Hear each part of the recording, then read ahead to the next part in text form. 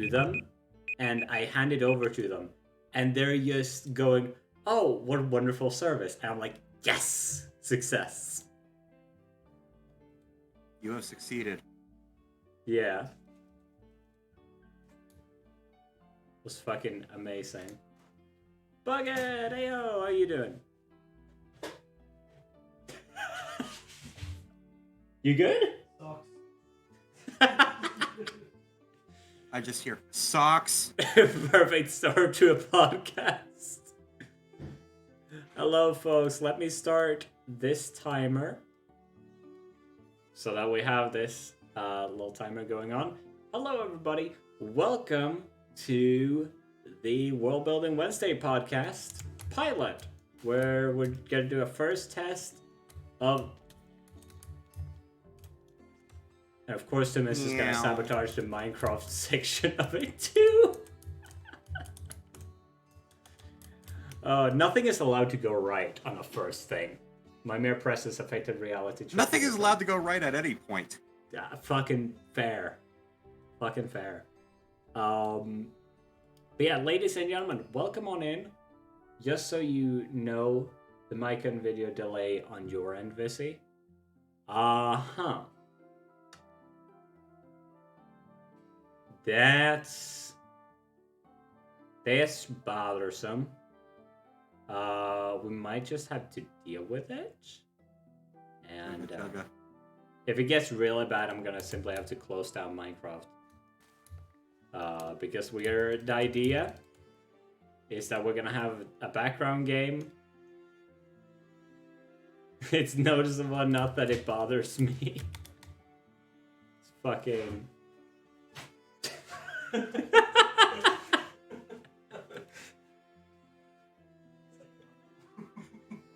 We're just gonna move on. Yep. We're not gonna acknowledge what I just witnessed.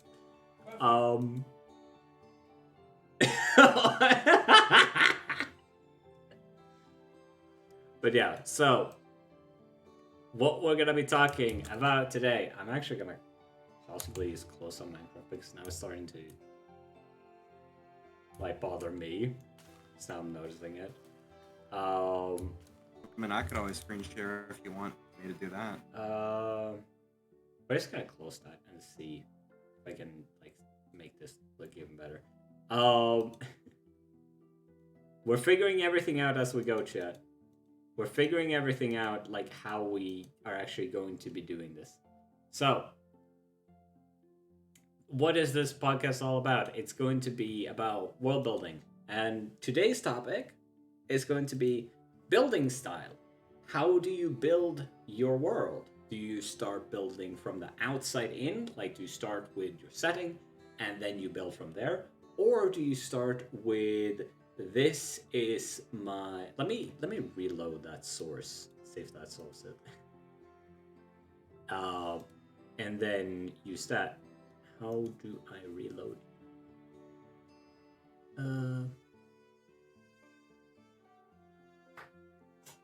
Properties. Let me just try to do this. We're gonna... You know, I might just be best putting a weight on my W key. But yeah, so how we build our worlds. Do we build them from outside in? Or do we build them inside out? Do you start with a character? Or do you start with your world? Personally, I'm very partial to building from the inside, starting with characters, which has to do with just how writing works for me. And Austin, you said when we talked beforehand that for you it's like it depends on how you start out in a particular time, right? Yeah, it really depends for me. Like, obviously, they both have their sort of pros and cons to a degree, and they all sorts of... It basically depends on what best, like, what I'm doing there, right then and there. Like, what best fits the theming of the world, what best fits the, what's the word? Atmosphere. What best fits the flow of ideas. That's fair. because a lot of starting up a world is more just, oh hey, shooting ideas back and forth in your Yeah, head, just like what could work. that's fair. So here's my little tangent, because I warned you about this before. I've got a whole ass tangent for this part of it, because to me it comes down to why do I write, right? And I'm not sure about you, but for me, like, world building and writing in general has always been my escape from reality and my way to cope with reality. I started writing at a very fucking young age, and it's one of the few things that has stayed consistent throughout my life. Something that I've always been doing. I've always been making worlds. I've always been writing characters to process what's going on in my life sometimes, and sometimes just because I need to escape from reality and I want to escape into my own little world. Uh, and so that's why I write. And because I write to cope, I tend to write characters. Characters who can go through similar struggles or maybe emphasize struggles. And then from them, those characters grows, the rest of the world. For the record, I'm grinning because I'm enjoying the conversation. It's not because of the image. You could have fooled me. I'm already starting to enjoy the conversation. I like this sort of. Hell yeah. You said you had some questions for that, like puzzle. Yeah, like, does anything with how you enjoy it have to do with sort of, the bit larger amount of control you have with world building in comparison to, like, daily life? Oh, most definitely. Like, I'm a control freak, but I'm also realistic enough to accept that real life isn't going to give you control. You're not going to be able to control real life because that's just how it operates. So, doing world building definitely gives me a sense of control, which is part of the reason that I'm sometimes hesitant to let people play around in my world to some degree. Like, sometimes I have this feeling of, oh shit, what if, like, I've got this, like, carefully constructed thing that I'm very I feel very precious about, but I also want to show you. Like, imagine I have this glass orb of, like, very thin glass, and I'm like, have a look. No, don't touch. Only look. A glass orb made out of glass. Yes. I would have never thought. Shut. Why keep my title? Hi, Alicia. Glass, you say?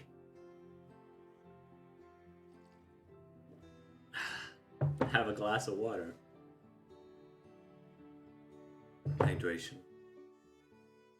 But I get what you mean. It's always one of those things with world building that I've always sort of. It took me a while to really find a way to get my mind past it, and that is people messing with your world. Yeah. Because it's like, in a lot of ways, a world you create is your baby. Yeah, very much so. Like, the setting, it becomes this. There's a song that I'll need to send you later, which is His Imaginary World by Abney Park. It has the line. Let me see if I can remember it. A young boy in his father's home, in an imaginary world. Oh wait. So he closed. This is the catch. Like the refrain is a Swedish word.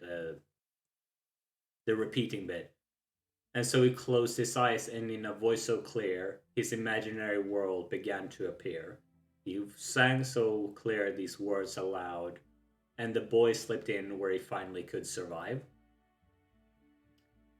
And Abney Park does it so well, and you can tell that song is very fucking personal.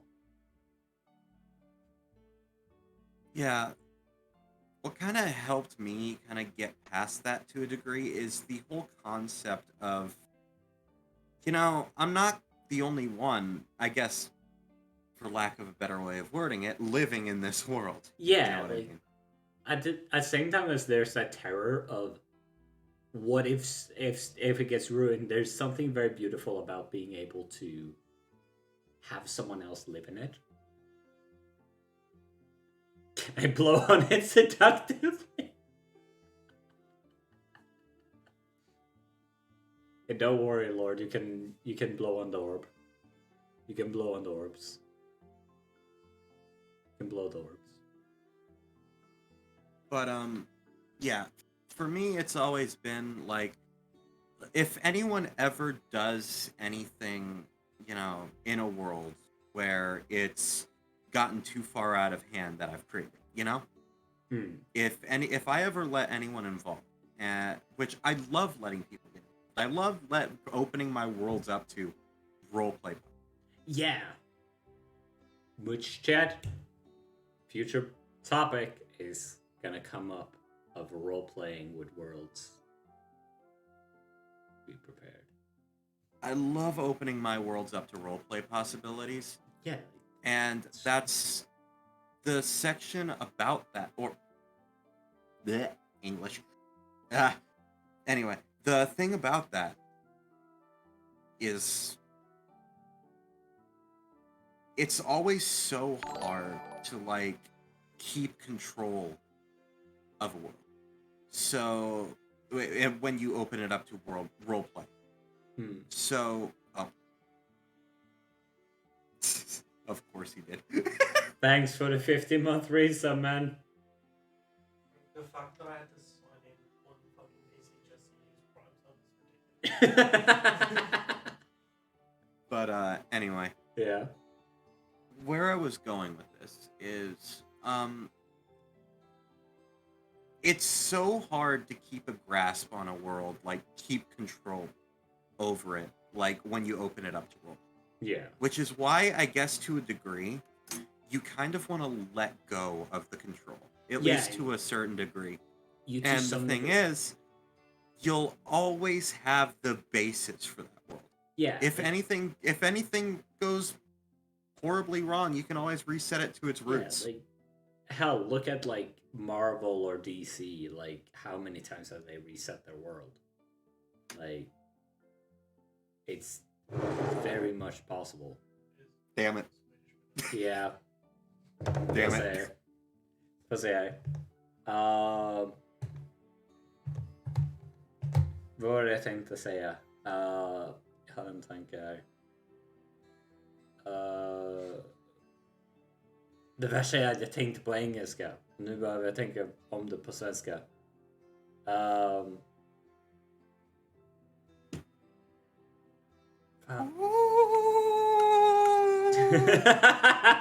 Ta pipsvängen. Ta pipsvängen, det är skitsnabb.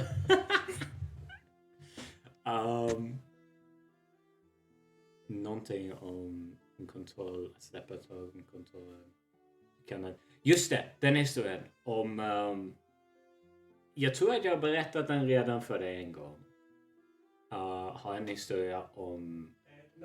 en... Din lilla skitstövel! Du kan dra ditt pepparväxel!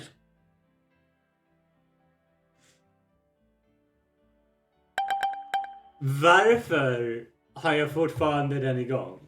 Well, I have 2 minutes to wait. Let's fucking go. Hold on. Jag måste göra någonting.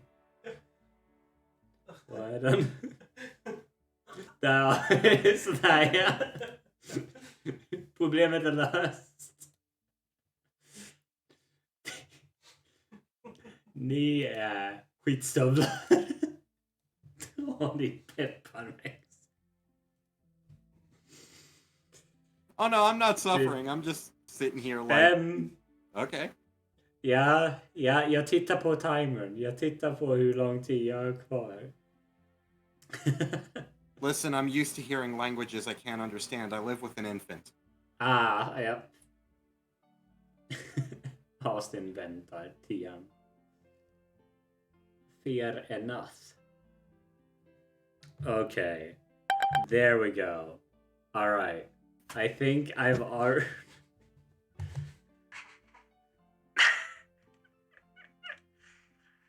I do believe I've already told you this story once before, but I will retell it for the purposes of this. Fucking gremlin. For the purposes of this stream. One moment while I go pick up the freaking gremlin. What the fuck are you laughing at? What's so amusing? The fucking gremlin. I'm going to activate the gremlin, don't you worry. It's slowly booting up. Alright, so here's... The thing is, there was this one time when I was trying to sleep. Alright, where the fuck is the gremlin? I was trying to sleep, and... Oh, there we go. There we are. So I'm trying to sleep, right? And in the corner of my room, I noticed something strange. This humanoid figure, and it makes me a little bit disconcerted. But I just go, alright, I'm probably seeing things that aren't there. Thing approaches, and I just in my mind go, alright, you know what? Fuck you. I'm going to make this look like a wire. So I make it look like a wire, alright? And what I do then is I tell it, I control you. You are nothing without me. And slowly, I make it kneel. And then tell it to vanish. And it worked. It worked. And so, I simply got rid of it. I just told this thing. Oh, I meant to stop. Oh, shit. Fuck.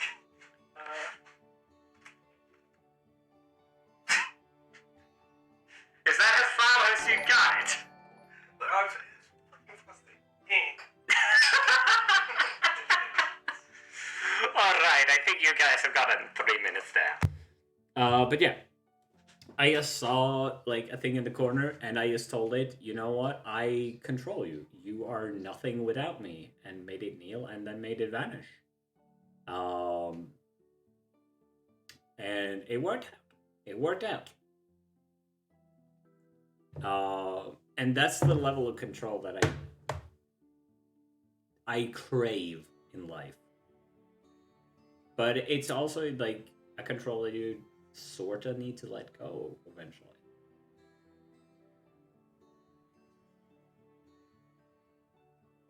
Doing my job in a moving car in French fields is not optimal, I can imagine.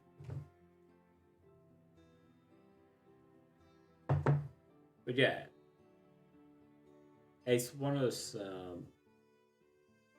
That's not a case of like how much control I have. But I think one of the most fun ways to release a bit of control that doesn't, at least for me, it doesn't invoke that feeling of, oh, I don't have the control that I crave anymore.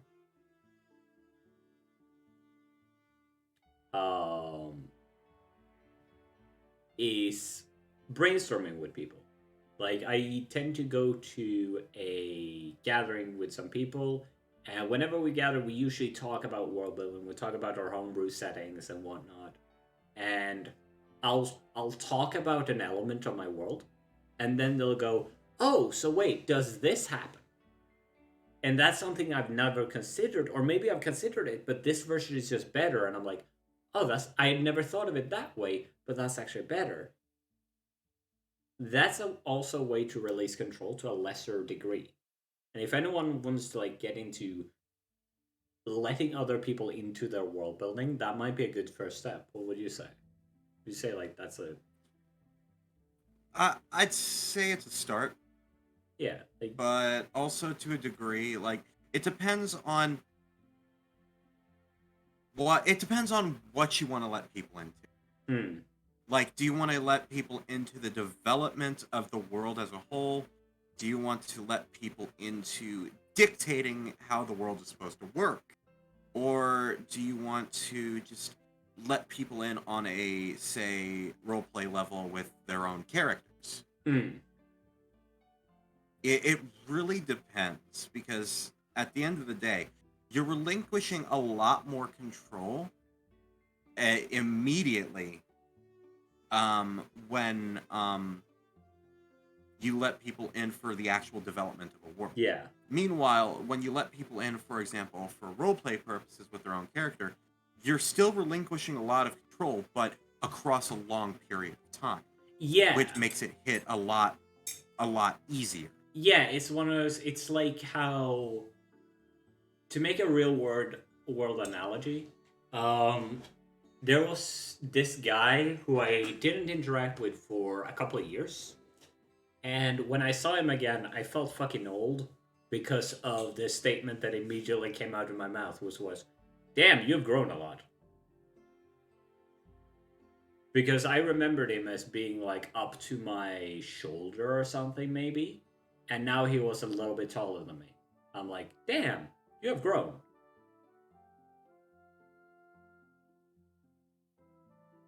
So like, that's. And meanwhile, if I had interacted with him on the weekly or even on the daily, which you would do if you're his family, you're not going to notice that someone gets taller if you interact with them daily, right?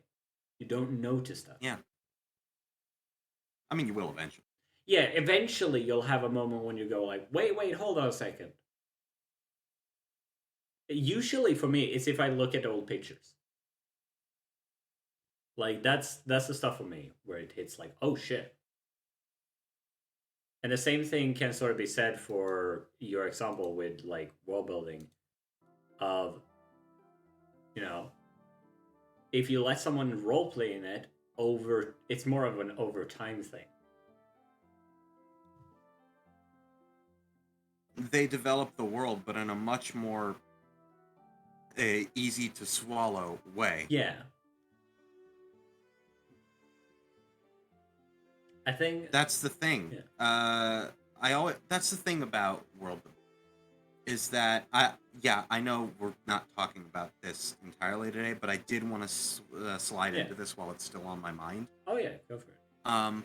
The thing about world building is you rarely ever want to do it on your own, like Yeah. in the long haul. Like At the end of the day, you want to let people in.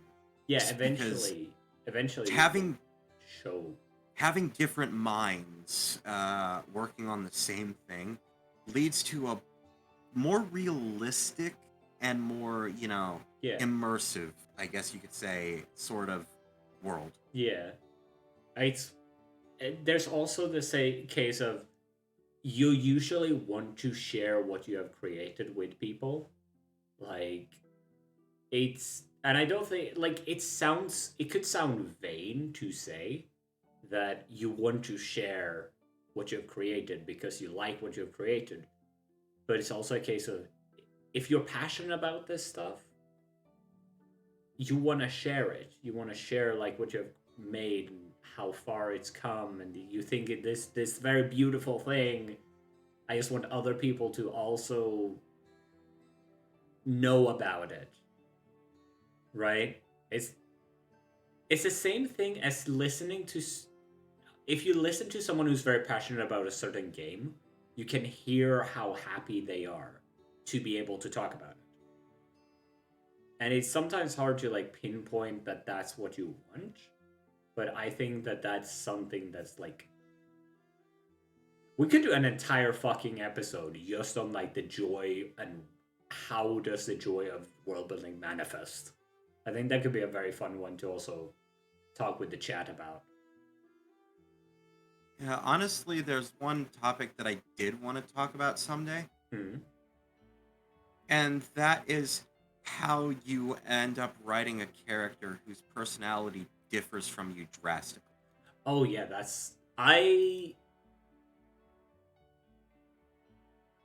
I've got an answer for that I could sort of run here, and we could use that to loop back to the inside out and outside in thing. Hmm, Because for me, writing characters, there's two ways that I will write a character.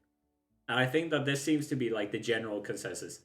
I was listening actually to a radio podcast earlier today, where they yeah, take like random people who are, relatively famous, but, small scale celebrities. And they interview them about morality questions. And one of them was a writer, and she mentioned a songwriter, and she mentioned the fact that she had been told by another writer, if you get to know and if you get familiar with a writer, you have to accept the fact that your life is going to be used as inspiration. It comes with the territory of befriending someone who's in the creative field. If I write someone who's very drastically different, I'd probably be inspired by people in my surrounding. Like, hell, one of my, like, I have had coworkers who I'm very fucking different from. Like, my old job, fucking hell, I've told you about one guy there who I, like, completely fucking yeah, disagree with. But he would be excellent to use as a basis for a character. I could use him as inspiration. That's how I would write them. And then to loop it all back, I think let's sort of add to this because we have been going for like half an hour and go into pros and cons. Because for me, the main pro of writing from a character first and world second point of view comes in the form of the fact that I can make sure stuff ties in. Like it makes sense what's happening and you can make it a lot more thematic. If you're just writing a story, I'd say writing from the basis of a character might be the best way to do it. If you just want to tell a story, it's not as much world building at that point, but world building will come from it because you're structuring a world around it. The big pro is that everything fits together very nicely. You're like, okay, my character needs to struggle with like getting through a tough period of life. Say they have to struggle with coming to terms with the fact that they have someone in their family who dies. All right, I'll put them through at the same time as they are having to struggle with that. Let's put them through like a traveling through like a mire, a bog, and some like these sinking pits where if you take one wrong step, your foot is gonna sink like a full up to your fucking knee, and you have to jank it out properly. Have them go through this physical thing. Whereas if I had started with a world, maybe it would turn out, oh shit, I want him to go through that, but they are across the fucking continent from anything like that. And now I have to like either figure out something completely different, which is gonna fit less thematically, or reset the start and rework it so that they can go through that. Right? yeah. So that's a major pro if you're going from writing character first and then letting the world form around them. Yeah, I think one of the biggest cons, at least in my opinion, it's one of the things I struggle with the most with writing like outside in, the opposite, is that it when you create a world first and then start structuring political systems, religious systems, that sort of thing. Hmm. You end up creating those systems without a face behind them. Hmm. You miss like the fact that any system is built up of people. Mm-hmm. At the end of the day, like a society is the people that make it up. Same for a culture. Like culture is nothing without people. Yeah, that's the thing about building inside out versus outside in. If you build the world first, you're more asking yourself when you're finally making characters, what kind of character would fit this? But meanwhile, it flows a little bit easier in that regard when doing inside outward, because you're sort of like, oh hey, this character would make a great this, you know? Yeah, like this character seems like they would be a good king. All right, let's make a kingdom.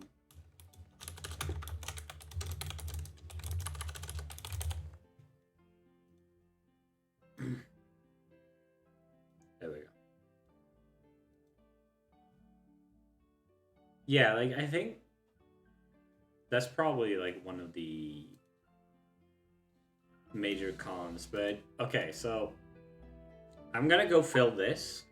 What's some pros for the world first, character second though? I'd probably have to say the fact that you're able to more flesh out a world without having conflicting characters with those sorts of worlds that you're trying to build. Like, you're able to better mold the world in a way to where when you do create characters, you can sort of put them in their place better. You know? You sort of make like these.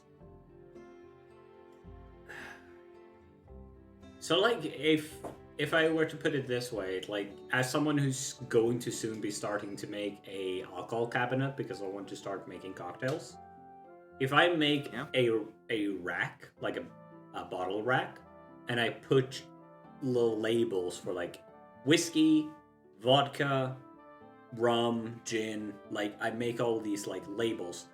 I've started with the world, and now it's very easy to then create in quotation marks, because create in this case means go down to the store and pick something out, and then I can just slot it in. I know where it's going to go before I've even done it. Yeah, basically it makes organization a lot easier. It specifically organization of characters and organizations, you know? Yeah.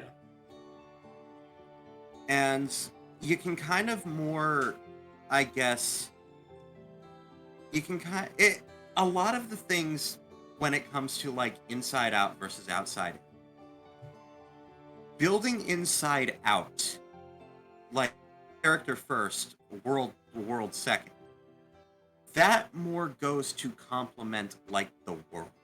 Yeah. In general.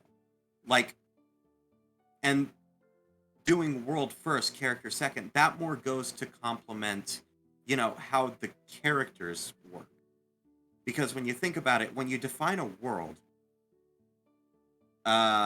first, you define all of the different laws of nature, how things are governed, how I just realized systems work, all of that. There's one other thing. Let me find a quote real quick, because I am reminded of something that I said over on Twitter. Feel free to follow me on Twitter for random fucking shenanigans.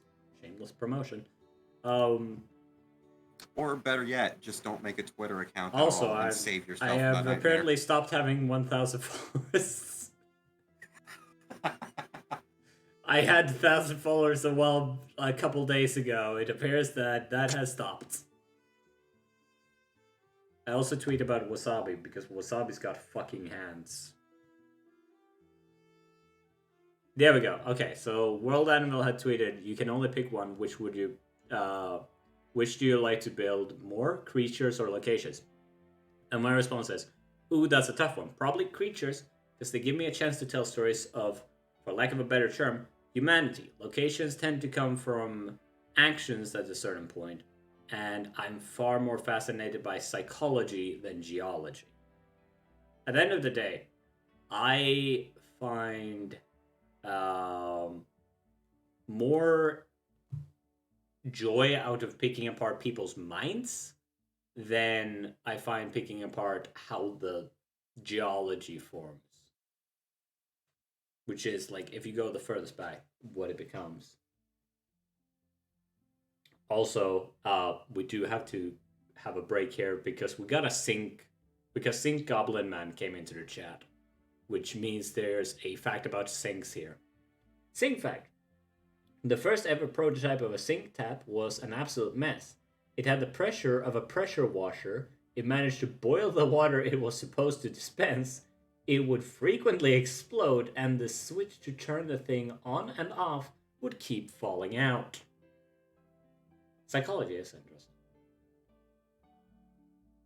Also, Rune is saying, my thoughts so far with my approach is the hook inspires the setting, the characters give it life, but the world gives the body. So I generally have done a theme that sets up what kind of characters fit this theme. Then what kind of world creates these characters. That's actually a really neat way to go about it. That's a very like storyteller perspective on it as well. Why did I read it? Yeah, I've mentioned this before. I will go about building a world either way. It strongly depends on various things. Thematically, what the world is, supposed to, fit into, I guess, like what genres. Generally, just what I'm feeling that day, honestly. Yeah, like and sorry. Sometimes it just comes down to what you want to write. I'm curious to pick your brain on this.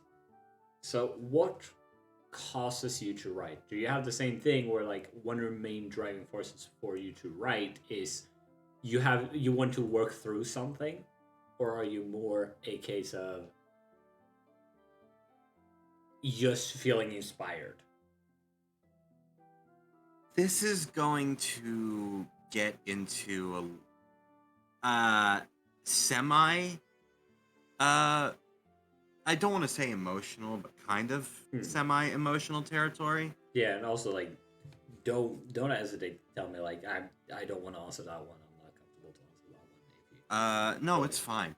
Okay. But I have a few reasons about I have a few things that get me basically in the mood to world build. And I have reasons why, which I'll also ask you after I'm done. Why? Yeah. Why did you start world building over a bunch of other stuff that could have been, your sort of escape? But anyway, for me, it's generally just a mood thing, for the most part. But there are a lot of other things that come into play. For example, like, one of the reasons I started was because it felt like something I could, use to release creative, I could express myself creatively without having to go get out the paint brushes or the pencils or the drawing book. Fuck, I feel that. Or, none of the sketchpad shit, none of that. It just felt like something I could do, sit down and just do. Because the thing about world building is a majority of it is done directly in your head. Yeah, like, it's all up in the air.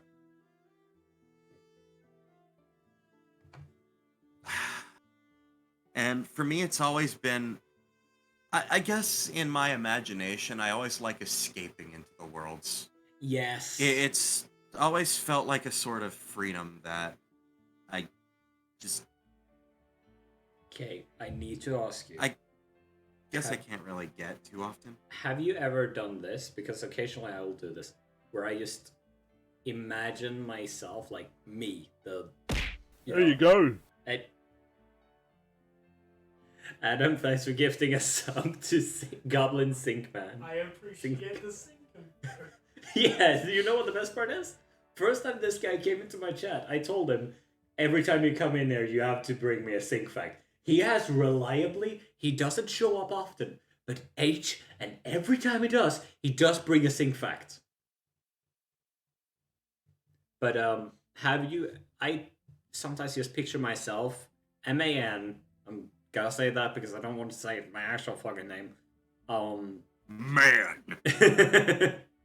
In like going into my worlds again, just as me, but with the knowledge that I have the powers over that world that I do. Occasionally I'll dress myself appropriately to the setting. Occasionally I'll just go there in like a green long coat because it's my imagination, and fuck you, I can have what I want to have in real life because it's fucking hard to find and I don't think I'm gonna find it for a couple of years still.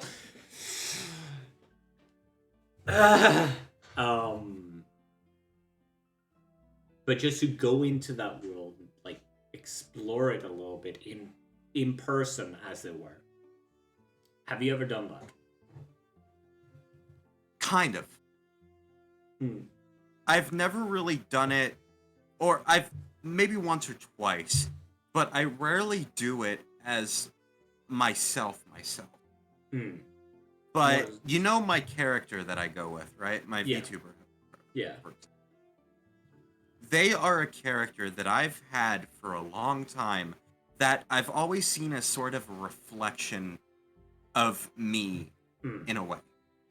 So I always sometimes I'll just sit there and just daydream like I'm my character. I'm exploring my world, not doing anything epic. I'm just having lunch at a fucking coffee shop or something. Yeah, fucking fair. I'm just enjoying life in Yeah. that world or whatever world it is that I'm in that day. Honestly, personally, I don't usually like just go to a day place, but I'm gonna have to take that advice at some point and just go to like, I don't know, a bar in Casconia or something. Just like chill. Usually I just go for like the vistas. I wanna see some environments. Sort of do what you like to do in Red Dead, but in my own head. And Let me make something very clear. hmm, When I say I go to cafes and stuff, it's always places that I would never get in, places I would never get to experience in my day-to-day life. hmm, So, for example, a cafe in there, right? Like a diner, like Yeah. old school roadside diner style. oh yeah. One of those Like, things that are no longer around. just picture yourself in this fucking Greek architecture, sci-fi mixed city, That is- surrounded by nothing but ocean. Hmm. Just looking out a window, enjoying just- like breakfast or I just something. realized someone Just- we have to have on this show. What? I just realized someone, or I at least want to have someone who is similar. Tumis has aphantasia. He still does world building. Aphantasia means you can't have I'm aware. visual images in your head. Yeah, so Yeah. like that would be very fun to have like this conversation with Tumis. Like dive into that if he'd be willing to. Yeah. But let me just put an image in your head. I want you to sit there for a moment and just try and imagine yourself in this city with like a Greek architecture mixed with sort of sci-fi elements. Yeah. You're in a diner, right? Hmm. You're just eating breakfast. Yeah. Whatever breakfast you'd choose at an old school roadside diner. You're just sitting there, you're looking out the window, and you're just watching the waves crash up against the railing outside. I fucking the love window. this. Yeah, like the closest you're gonna get to that is like And I you're don't know. surrounded by all sorts of fucking like different races and stuff, just sitting there enjoying Yeah, like I their food, their I drink, whatever they have. I think that comes into another part of it, of just that escapism again. Because personally, one thing I love doing is building worlds that they make sense, but they're also filled with good people. And good people who choose to be good, even in larger groups. I love doing that because it's something that I believe is possible. And I believe one of the main backholding part, like elements, is cynicism in our world. But I'm also not naive enough to think that, oh, it's not like it's going to happen one day. Everyone is just going to agree, like, you know what? War's pretty stupid. You know what? Looking at each other as like worth differently because of how we, we're born, that's pretty stupid. Let's all just like try to be the best we can. I'm not gonna sit here and imagine that that's just gonna happen one day, which is another reason that I will do it in my head, because why wouldn't I want to dream myself off into a world like that where people are just kind, like where that's more the norm, kind of thing. Yeah, I that's the sort of thing I've kind of built for Worldgate, is that obviously not everyone is going to be nice or, good or just get along. But I put it in a situation where it's gotten to a point to where at least a lot of people are. Hmm. And I've always thought of the idea of my character, as you know, is like the Emperor of Nersa. Yeah. I've always kind of, when it came to this world and putting him in that situation, I always thought of the lead by example mentality. Yes. Like, that would be what fits him best. Yeah. So, despite being this high up figure in the political system, like the top, Yeah. he will still just completely mingle with what can be seen as the bottom. Yeah. He That- treats everyone as if they're like a person. They're just a person.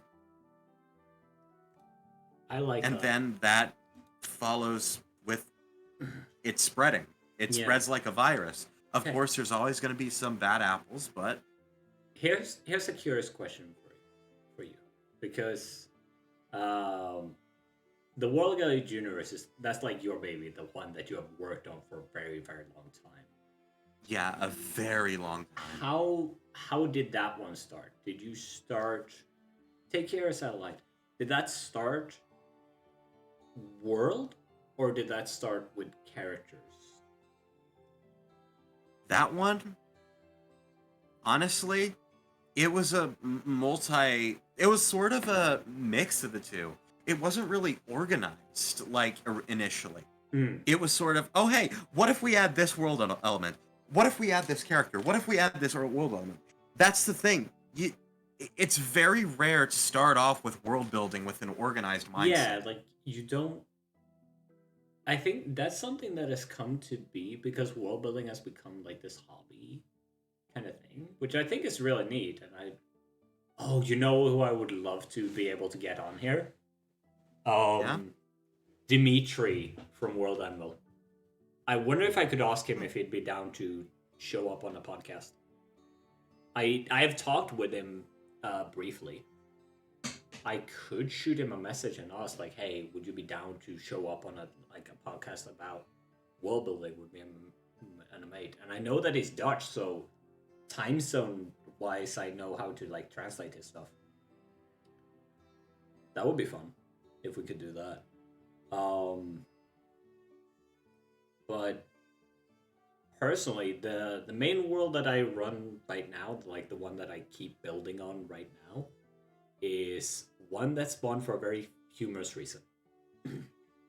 Because I was going to run D&D for a group, and they wanted to play as monstrous races. There was one who wanted to play a genasi, then you had one who wanted to be a bugbear, and you had your vast array of characters that didn't really fit into like the D&D world, and I'm like, I anyway like to make my own worlds. So I'm just gonna build a world with the like prerequisite. Monstrous races are just part of this world, and people aren't super fucking racist. Which I anyway like to do, because I like to make a world where people aren't super fucking racist. It's nice to have a world that's nice. I agree. But there's also the other side of it, where, I mean, you can't completely neglect the realism of it either. Oh no, yeah. You're gonna have some characters who are like anti. especially with. Let me make something. Let me put something out there. You know, an anime, right? Yeah. Where a lot of fantasy anime, isekai anime, tend to always have this sort of, especially with when it comes to specific kingdoms or whatever, always have this sort of racist sort of outlook towards beast people, half-elves, elves, etc. Honestly, that's something that you're not going to be able to avoid if you, in a situation where a world is built up with so many differing opinions. Yeah, and particularly, like, I will say, racism makes more sense in fantasy than it does in in the real world. Because in the real world, it's like, shut the fuck up, we're all human. In a fantasy world, like I don't personally like the racist elf, like, stereotype. I don't. Of course you don't. Yeah, because I'm here. I like elves. They look neat. I like them. Why do they all have to be assholes? Please, can I just have one elf who's not an asshole? Please. It's just but it Here we doesn't- go, Vizzy, the elven white knight. But it makes sense in a fantasy world. Because here's the problem. Because of Tolkien also really liking elves, they're usually just human plus. Elves have long fucking lifespans. Strong. They need to sleep less. They don't need to eat as much. They got really fucking... Like, the whole fucking package. The elves are usually just this... They're humans but better. Oh, it's balanced out because they don't have kids a lot. Like, they basically don't have any fertility. That's like the one downside to elves in most fucking fiction. That is until half-elves came along. Yeah, then you get half-elves, which is why, like, my usual go-to explanation for that is just elves just are very fucking just sterile, for lack of a better word. Either that, or you do what, like, Warhammer has this, where mating for elves is just this very long-term thing, where they have to do it multiple times over, like, the course of years for it to actually I'm sorry, work. I have to say it. Mm-hmm. I have to say it. Imagine being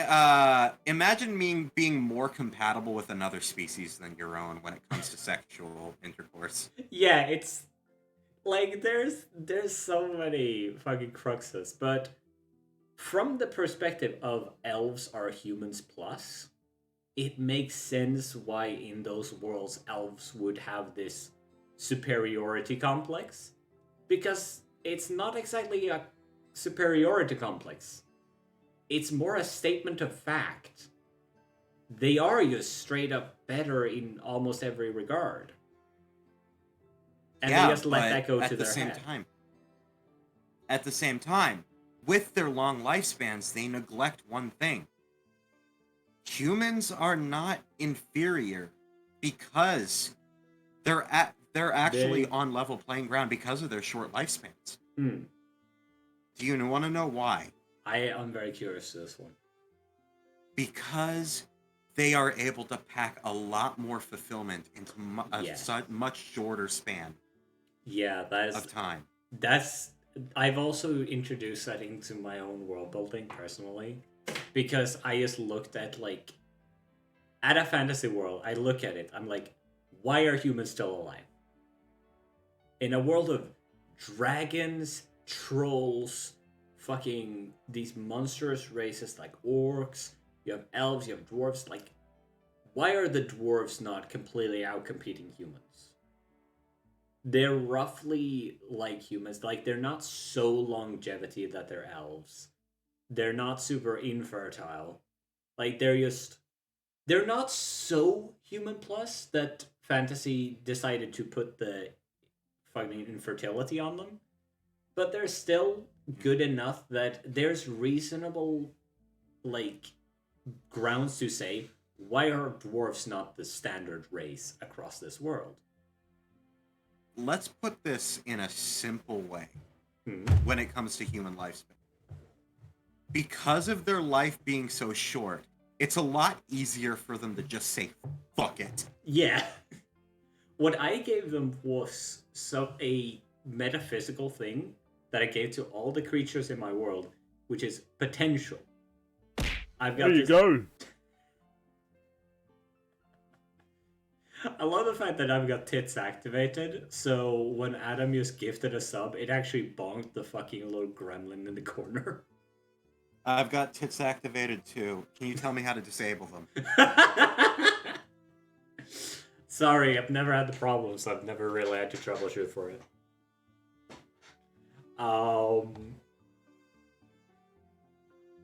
So the thing I gave them was basically like potential, which is this thing that lets people become gods. It's also what makes them humans are basically able to become anything. Whereas in a fantasy role-playing setting, if you look at, because this was made for D&D, because we were going to play 5th edition D&D. And in 5th edition D&D, you can say whatever the fuck you want. Elves are a optimal choice for playing a wizard. Halflings are optimal choice for playing rogues. Dwarves make great clerics because their stats align with it. Humans, Fuck you, Goblin Paladin. I want to see that. Meanwhile, humans get a +1 to everything. They could become anything equally as easy.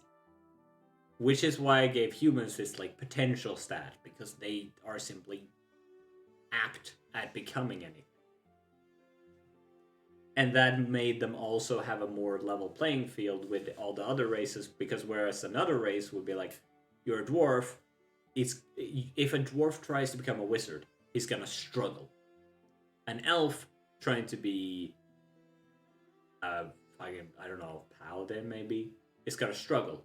A human is gonna not have as easy of a time to become a cleric as a dwarf. It's not gonna be as easy to become a wizard as an elf, but they're gonna be able to become either or both because of the potential. And also it comes into the part of, they value their lifespan each year more because shorter lifespan. Which is a very logical thing to come out of that. Jesus. I think we've gotten a little bit off topic. Let me consult our bullet points. I think we're kind of in the same line, Yeah. at the very least. Okay, we have one fun here. Let me set this one up here. What inspires what kind of world? It's like what, because I've got an answer to this if you want time to think. I can say it. Oh, go for It's not a long answer. Whatever the fuck I feel like. For me, it comes to like, what am I experiencing? Like, when I'm out and about, I might catch a glimpse of someone who looks fascinating. There's this one guy that immediately springs to mind. He's someone who's in the local Don't area. let Ebru hear you say that. Nah, this is not in that kind of way, and you're about to find out why. He's this Bastard. short, older man. He's got this hunched posture. He's always wearing this, like, I think it's a Basker hat, which is full of pins. Like, all over it, there's pins. And he goes up, he talks with a Danish accent, and there's one particular thing that he fucking loves talking about. Each and every time you see him, he wants to encourage you to go visit them when they're doing bowling. Not like bowling alley. No, you know, like the little metal orbs that you throw? Yeah. He does that, and he has been a champion in it, and he wants to encourage you to come see his fucking bowling group and join in. And it's this group of elderly people, and I'm this young man. He has been encouraging for this each time I see him. It doesn't matter but if it was before I grew a beard or after I grew a beard. He is very passionate about bowling. And it's just a fucking such a character that it just makes me like, I want to write something with a character that has this much passion. Then there's times when you're just out in nature and you see like an environment and you're like, oh, that would be really fun to describe. And then you start describing the scenery, and then you describe this little village that's in the middle of it, and then you describe this character, and suddenly a journey has started. Right? Like, that's how it can go for me. Honestly, I know I joked a bit, but I think what kind of inspires the kind of world I want to create is just, it's obviously going to be always have a factor of like, what do I think is cool right now? Yeah. Just always gonna influence. Like what would be cool to make? But at the same time, there's also like, hold up, sorry, I'm stuck in there. I found a picture of him.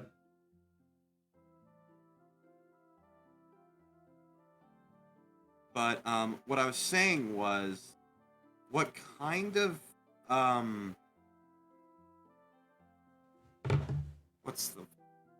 what kind of has the most influence is probably my mood. Like, Yes. how I've just been feeling. Like, they always say, like, art is an expression of emotion. Yes. And it always will be to a degree. There is always going to be sort of the conscious part of it, but even in writing, art is an expression of emotion. Yeah. So, and I always see writing as art. By the way, Vizzy, you're an artist. Shut up. Fuck Anyway.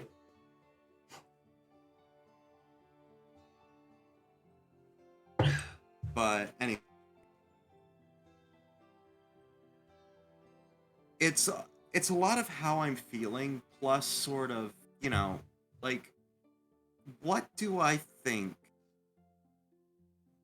I would like to visit, basically. It's like, what world would I like to be? Sort of goes back to what you said earlier about going to those like roadside cafes. Like, if you want to experience something, you'll put it into your world. And the most of all, what kind of a storyline do I want? Yeah. That's fair. Also, let me send you this picture real quick. Because they... Look at this man. And tell me this guy doesn't scream character. Oh yeah, he also always has that fanny pack. I've never seen him without that fanny pack. I'm a little biased because usually people who are sort of dressed in that way over here in the U.S. tend to kind of be Bad. uh, Yeah, he's got that energy, but just positive. Also, behold the edit of him.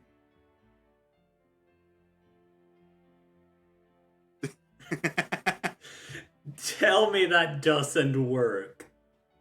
it works. It works so fucking well. Like I know that's more like I know like the whole thing for me is like more biased based on, sort of not guarantees but more commonality. So I try to look past it the best I can, but there's always that creeping in the back of your mind. Yeah, there's that like background thought of like, oh, I've seen this before. Yeah.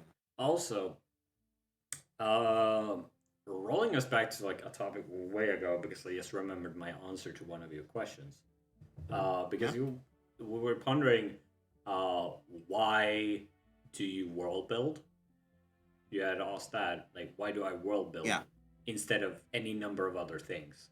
Like what got you started more? I think part of it is because I haven't grown up with a lot of movies or a lot of video games. And when I say that, I very much mean as in a lot, as in quantity. I have had video games, I've had particularly books. I grew up reading a lot, which probably also influenced this, but grew up reading a lot. Old man. But I had, shut the fuck. I had a few, we had a Which few one? video games. All. We had a few video games, and a few movies that we would watch. And so, of course, I would watch these movies on over and over. I would watch these things multiple times, and then I would spin a yarn in my head. And I'm gonna get to one particular case of this in just a moment. We're gonna get back to that one. Just gonna say the Road to El Dorado. Some people will know what influence that movie has had on me as a person. But particularly with video games, I would play them, and then I would play them again, but I would make this a separate story in my head.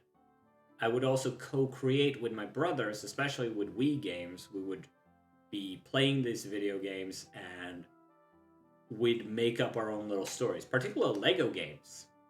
Because you would collect money, would be able to spin this yarn of like, oh, we're gonna use that money towards this thing. Like, we're gathering these resources for this money, and then we would spin our own like fictional usage of the money that we were gathering in the game. I would keep tally on this shit. I would have a tally up, marking off what we were doing. So like video games, I wonder if that's part of why like I don't immerse myself as much in stories in video games, because video games historically for me hasn't been about the stories of the game. That's my first playthrough. And then the fun of the games is the second, third, fourth playthrough where I make my own story. And then you of course have movies where I would make my own fiction in my head. And I mean, have I told you what The Road to El Dorado did to me? No. Have you seen Shell from The Road to El Dorado? Yeah. So that was my awakening. So you can imagine that I made my own little fan fictions about that movie. You know, it came right in that age where I was discovering stuff.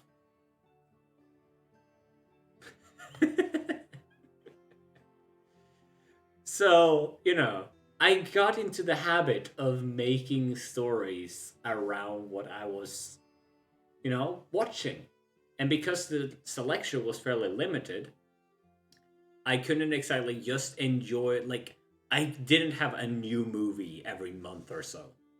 So I couldn't go into, like, oh, I'm just gonna start enjoying movies. No. I would have the same movie for, like, half a year. At least. Yeah. Before anything new would show up. So I would just create these stories around the characters within it. Again, to me, that became part of the really fun part. And I think that just influenced me still to this day.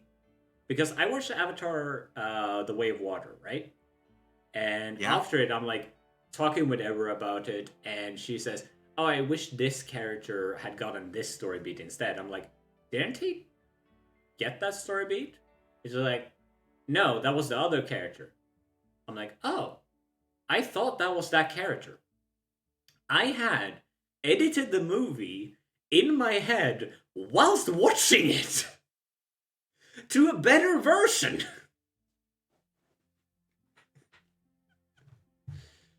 So I deadass thought a different character was getting the love interest.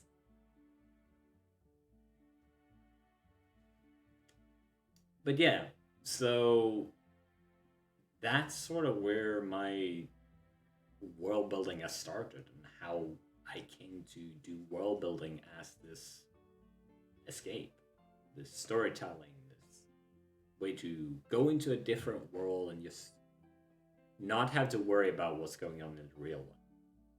Because I think that's what we all have to eventually do. Because sure, there is something to be said for people saying, "Oh, you need to grow up. You need to accept that the world is this way." Yeah, you need to accept that the world is the way it is, but that doesn't mean you have to accept constantly living in that. I think that's the draw of world building to me. Is that fact that I don't have to always live in this horrid world. I can choose to be in my own little happy world. Very similar for me. Like, I've always been sort of, with the worlds I create, I've always kind of used them to detach for a little while from, like, real shit. Yeah. Not just stress, but just everything. Like, I don't want to put this, I don't want to say this to sound bad, but I don't know any better way I can put this. It's nice to have the option to, at least for a little bit, forget you exist in this world and just completely transfer yourself to another world. Yes. No, yeah. Like, I think to some degree it's world building, and like this again, this is another case of like I'm also gonna say something that's gonna sound bad, possibly even worse. So I'll cover for you. Don't worry, people are gonna remember this one instead. World building can be like a drug. It's this way to escape reality. Ah, sweet. Some new characters. Oh god, I need to pop my ear now. Sorry. But yeah, like you can escape into something different. Other people, like I'm reminded of a line from AJR's music. I feel like I need to sneeze now after doing that. For the You record, idiot. it's Bath and Body Works. It's not anything bad. No Green Today, I think is the name of the song, which includes a line, let's see here. You light up if you like it, and though I may not like it, I wouldn't stop you. I'll just keep you just keep doing you and I'll keep doing me. Right? Like, Ayo. and they're singing about music from, like, the way I read it, they're talking about their song making. That's what they're enjoying. They don't need to smoke anything in order to get the same satisfaction that others seek in substances. Other people seek an escape through substances or through alcohol or anything of that sort. And if it's done safely, let me put it this way, I don't have a problem with it if it's done safely. There's a lot of risks to it, and if people are aware of them and do it as safely as they can, no one gets hurt, you do what you want. That's always Obey your laws. Yeah, like obey the laws. But if it's legal in your area to use a substance and you do it safely, whatever. People have been doing that for a very fucking long time. But I'm gonna keep doing the substance of my own imagination. I'm gonna escape into a different world via just creating one. And go ahead, sorry. Finish up. This is sort of also hinting towards like possibly next episode's topic. I think that's what tabletop role-playing games excel at, is the fact that you get to share, you get this shared experience of escapism. Because it's much more fun to escape together sometimes.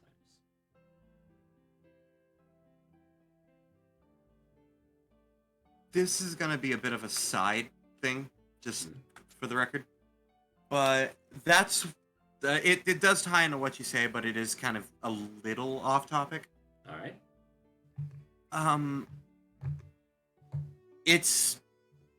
That's why I love games like VR Chat and why I want to get into map making and stuff. Because it'd be nice to not have to visualize as much sometimes. Like, even if it's just a small scene. Yeah. Like, just a little bit can go a long way to, like, immerse you. Which stuff like VR... Go ahead, sorry. No, you first. You first. Alright. Stuff like VR Chat, that sort of thing, where it actually allows people to add their own content. I don't think people truly understand, except for the people who actually do it, just how much of a absolute boon it is to people who want to create their own worlds, who want to experience their own worlds. Because when you think about it, it's like the only game out there that truly lets you put out your own, like, your own imagination into it. Your own imagination in a way that isn't, like Roblox, where it's all, bricks and that sort of thing. Yeah. Like, the closest to that is RPG Maker. But that's got a bunch of limitations. And, like, for example, with RPG Maker, I've seen people use RPG Maker to make multiplayers once or twice, but that was really stretching its limits. Part of it is experiencing it with other people. Yeah. It's not needed, but it's a big game changer when you can do that. Oh, yeah, definitely. I just realized, by the way, we should get Maru on here. That would be fun.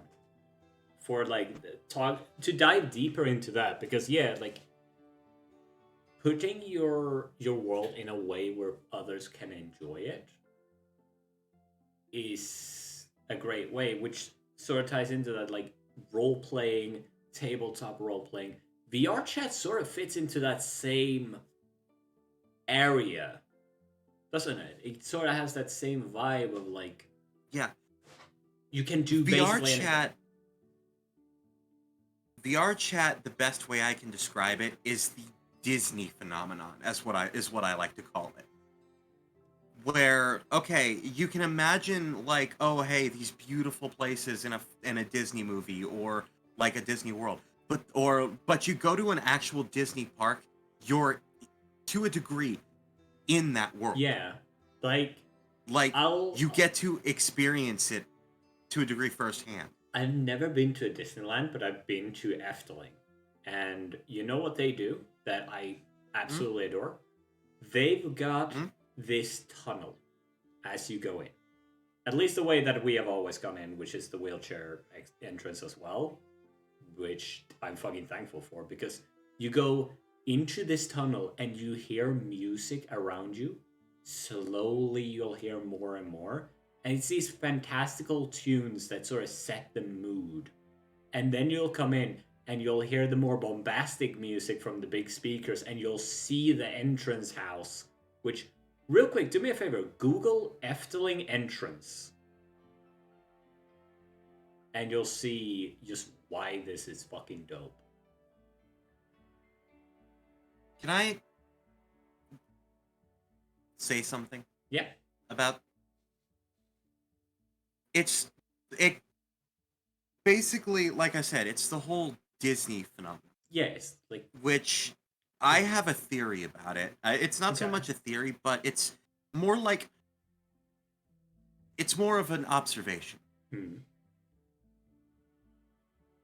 You can imagine your own worlds all you want, or you can imagine like other people's worlds even, or anything of the sort. But it's a completely different experience. It's I don't want to call it an illusion. Because it sounds cliche, but I truly want to call it magic, because in your mind, it's a magical experience to be brought to something that, you know, has only ever been deemed as fantasy. It's the same thing that makes LARPing so fucking amazing. Like, being... You good? You froze up there. Yeah, you froze up on my end too, so... I think we're back. We're back alive. We're living. I think. Oh, like, if you go into LARP, it's one of those... It's... Being in something is so much different. Especially when people go properly into character. It's like... It's the same reason that I love role-playing. And... Oh, the role-playing conversation. I've got a topic for that for the future, but we're going to talk more about that towards the end of this. By the way, we have 8 minutes till the break. So chat, if you have any like final questions before we take a 10-minute break, and then we're going to move into the interactive part of this stream, which I'm looking forward to. We're going to need your guys' help. Wait, we're going to... Hold on. We're going to need you to help us out when we get to that part. Hold up. I think I have the image for this. Yeah, give me like 1 sec. It takes a while to find images. I have a several gigabyte meme folder, so... Yeah, I'm aware of your folder. That made it sound so much more sus. Yes, it did. You didn't need to do that, but you did. Here we are. Making a podcast pilot. It's more we're far more organized than my previous attempts at making podcasts. There we go. Yeah, there we go. We need you, chat. We're gonna have that as, you know what? That will be a perfect background for the freaking for that segment. It's gonna be very handy. But yeah. Okay, so here's a question. If you were to encourage someone to start world building, what would be your elevator pitch for them? You get 3 minutes to elevator pitch world building. I'm not a convincer. That's just not how I do things. All right. But I'd say I'd probably... Let's switch it to if someone was, say, interested in world building and they wanted to know, like... Where to start? My experience with it, or like what I think of the idea. I just straight up tell them to go for it. It's a great way to extend your... It's a great way to extend your mind out to a place that you might not think you can really reach. If that makes sense. It allows you to, I guess, it allows you space to imagine things you wouldn't be able to normally imagine. It allows you the space to sort of create something. Yeah. Great. Without having to buy, clay or expensive paints, or all you need is a pen and paper or a computer. Yeah. That's all. Hell, like, you could even go for just... I'm gonna use this one as an example. You can just go for, like, a phone. Yeah. Like, even if you don't have, like, Go Word screw or typing. something. If you don't have... Screw typing on the phone. I have written entire commissioned works on the phone. You're a masochist. I'm a crazy person, that's what. But I got paid for writing on the phone. So, fucking amazing. But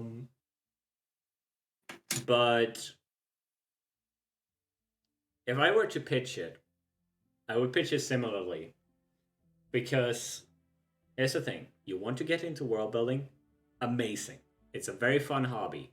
And aside from that, are you the kind of person who has this feeling of, I want to get into writing, I want to get into drawing, I want to get into sculpting, I want to get into 3D modeling, any of those things, and you just don't know where to start? Start world building. And then you're gonna have this reason. You good? Yeah, I'm fine. I think I hurt something in my chin the other night. Yeah, like, you're gonna have this reason to start drawing, to start writing, to start sculpting, to start modeling. You're gonna have these ideas that are stuck in your head, and you really want to show the world because you're really happy with how it's turning out. You got all these things that you want other people to hear about, and suddenly there's a very strong motivation behind it. And even if you think, I can't, don't let that stop you. I'm working on not letting I can't draw stop me, because I could learn to do it. And I've seen worse artists. That's not difficult. You just go to a kindergarten. I've seen worse artists who are grown adults. All right. I'm not gonna shoot that one down. I'm just gonna take this W. I need to take some. But yeah, you can use that as a motive. Like, for me, my reason that I want to learn to draw is I want to be able to visualize and put to paper these things that are in my head, these amazing, like, scenes that I can see of, like, these, like, for example, there's a fucking gay couple of Among the Fire that I really want to draw in a specific scene, because they've got this thing where they go to battle, they put a chain between their arms, and they got a move where one properly digs into the ground and swings the other one around like a fucking flail of death. And it's just this visual in my head is so fucking potent, and I'm like, I want to draw this. I have this picture in my head, and I just want to,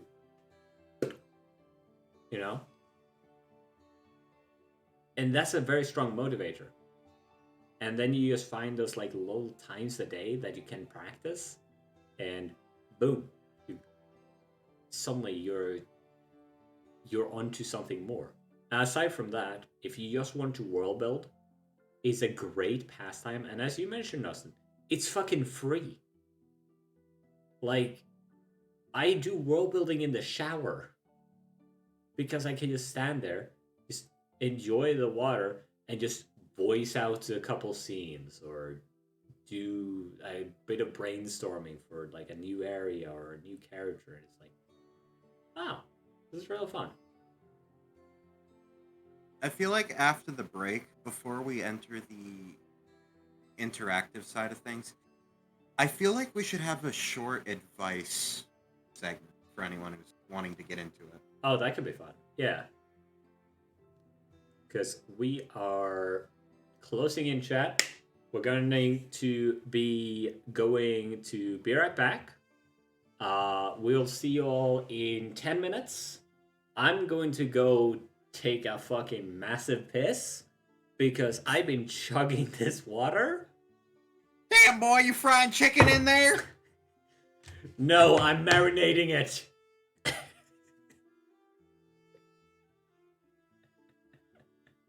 Top 10 things I wish I didn't hear the Swedes say.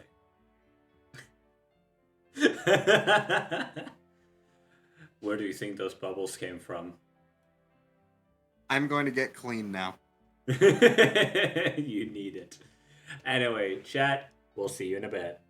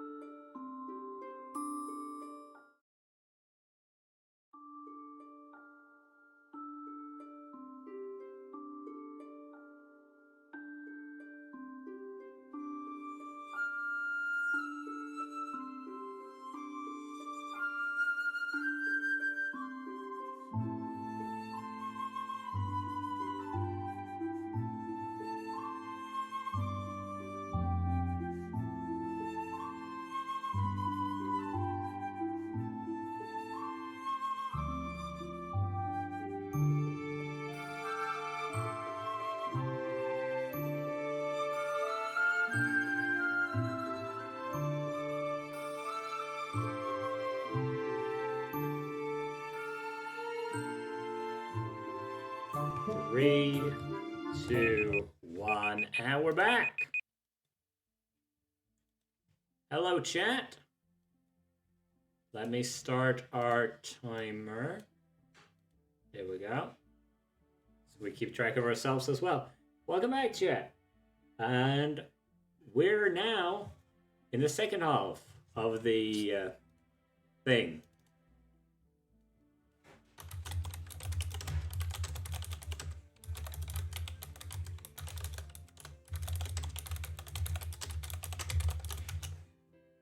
All right, there we go. All right, so Austin, you had the idea to give a couple like advice pieces for world building. Yeah, specifically more with like I don't want to get all pretentious about it. Exactly. I guess when I say advice, I mean more like what to expect. You know? Go for it. I'm gonna add a little thing while you do. Because honestly, this is one of the things these are a few of the things I honestly wanted to sort of. I wish I had someone there to tell me.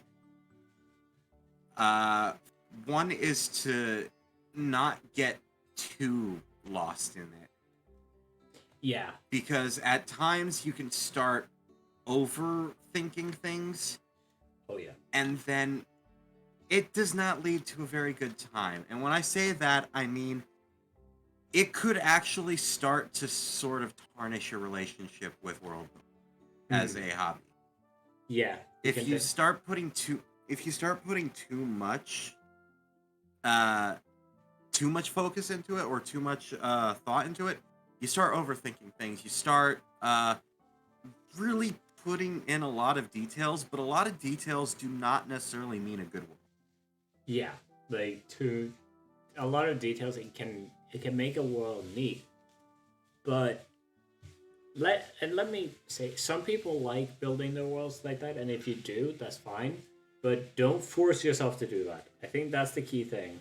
Yeah, that's what I'm saying. Don't force yourself. Don't let the fact that if you can do that and you can enjoy that, some worlds that you look at like that are really impressive in the same way that Leonardo's paintings are impressive.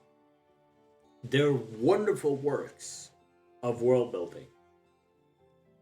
But I would also say, similar to, I'm not going to, and maybe like a really well painted or really well sculpted porcelain doll is really impressive as a work, but I wouldn't use that to play. Yeah. Okay. Let me put it in the simplest way I can think of. Over detailed worlds are beautiful, but they are a logistical nightmare to run. Yeah. And here's probably one of the biggest things I could ever say to someone who wants to start. Your first world is going to be a mess. Guaranteed. Yeah. It's going to be an unorganized, scattered, incoherent mess. But that does not mean you should throw it out. It's a beautiful... Revisions.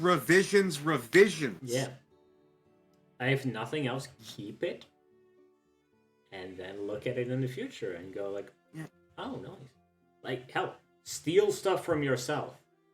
As creators, we steal stuff. That's just how it goes. That is the business. As a writer, like I touched on it briefly earlier. I will steal stories from other people. And I expect, in return, nothing less than I tell you a story, and you're a writer. Yoink. Just join it, exactly. Just take it. I have told you a story. If I don't preface that story with, this is a very personal story that is very close to my heart, I have no qualms about you stealing it. Hell, even if I preface it with that, if you use that as inspiration for writing something, I don't have a problem with it. If there is a story that I don't want anyone to use at all, I'm just not going to tell it.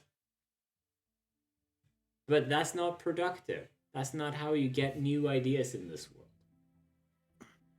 Yeah, I need But to keep reminding about that.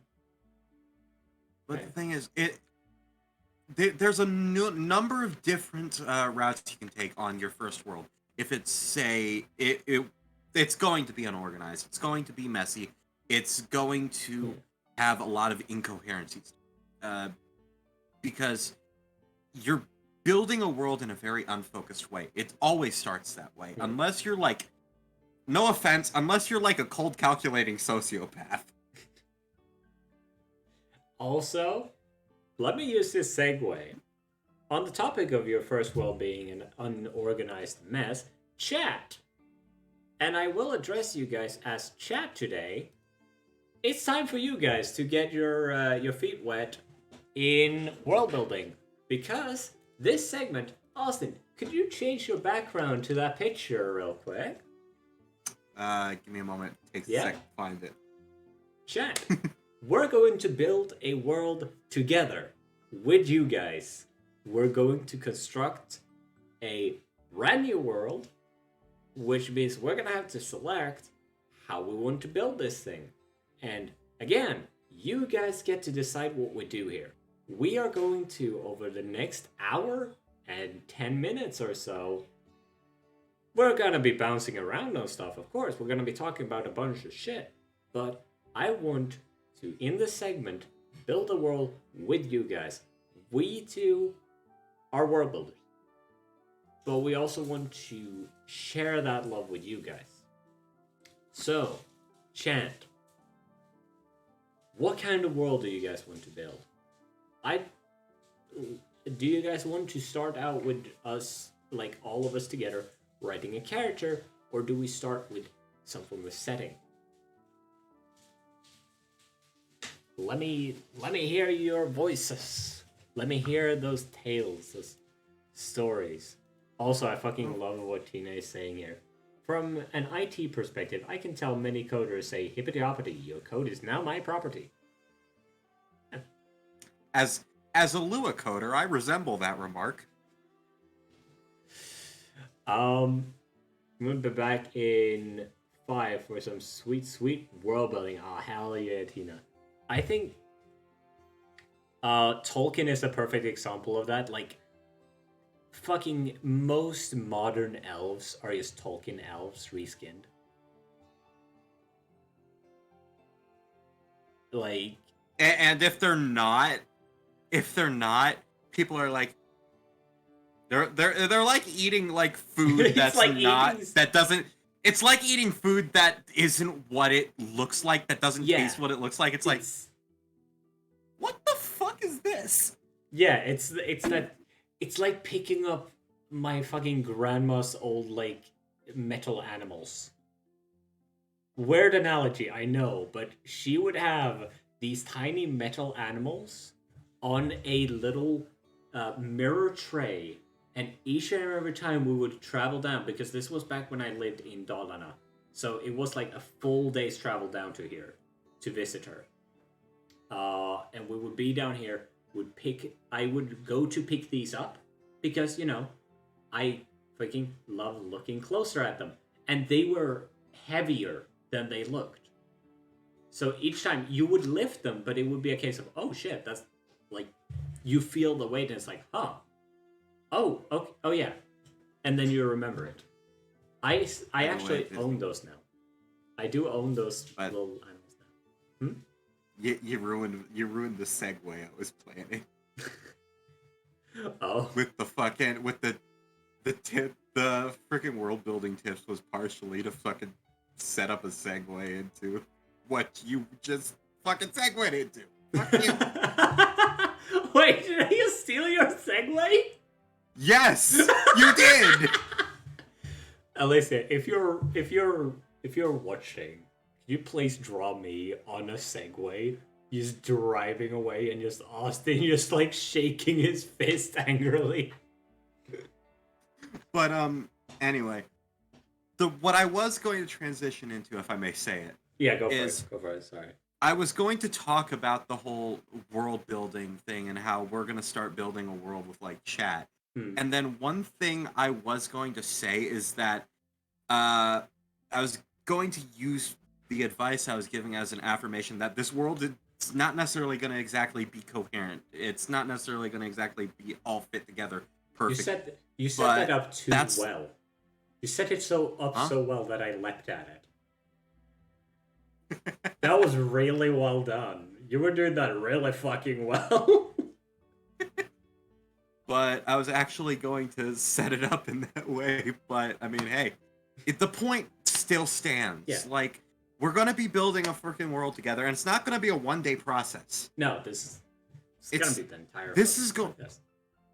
This is going to be the entire freaking podcast length. Yeah. And we're going to have plenty of times to go back and revise things. Yeah. And frankly, even if you're getting into world building on your own, you don't necessarily have to revise it. But your first world is always like a hallmark of like it's where your creativity expression starts. So this is going to be a way for the entirety of chat to have a fucking beginning with this. Yeah. To have a Like, it's beginning gonna be with fun. world building. This So is even gonna if be it this- comes out even if it comes out a total mess, I want everyone to know it's your mess, it's our mess, it's all of our mess. So wear that with pride. our mess. Fucking Our mess. cheers to But for- that. But seriously, wear it with pride. Yeah, because the way you just phrased that, it makes this feel the same way as like hopping on.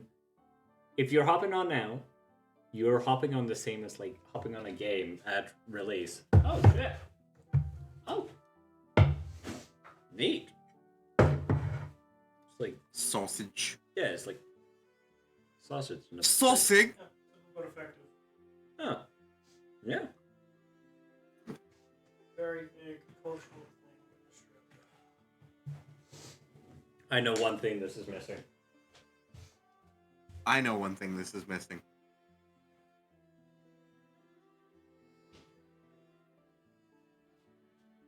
Yeah, I just didn't want to out of doubt. No,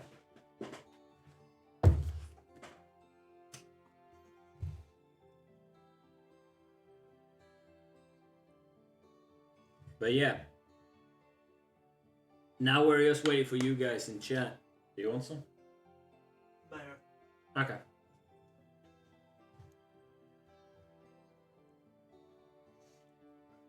I have the perfect image for this situation. I hate that I do, but I do. I'm terrified. You should be.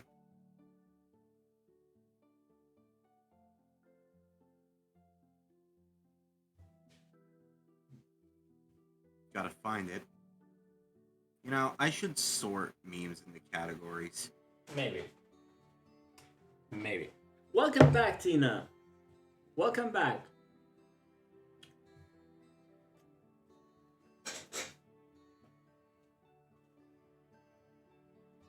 Do well, William Bard.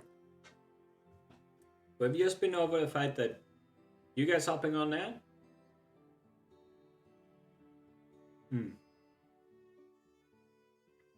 We're going to build this together. So the question becomes, do we want to start with a character? Or do we want to start with some from a world? There we go. Sausage.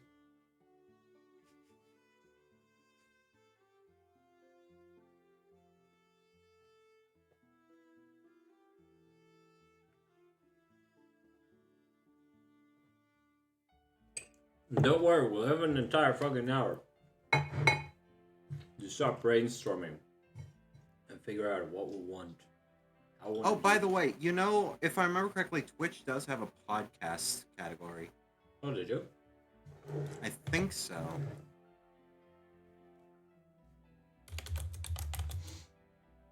Oh yeah, talk At to us least I know podcast. they used to. Yep. Oh well.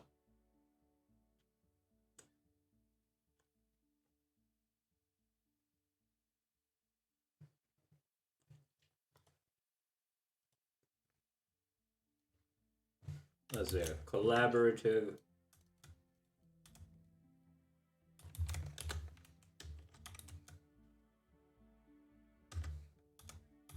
So, Yggdrasil.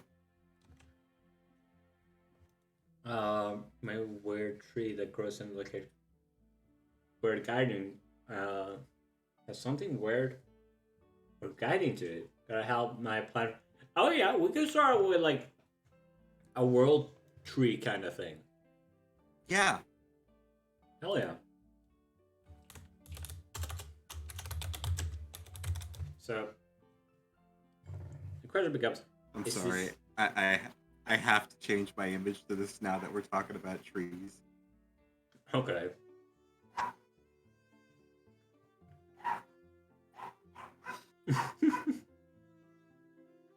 Okay. Fuck you for being so funny. I'm gonna use this thing to bring up this document.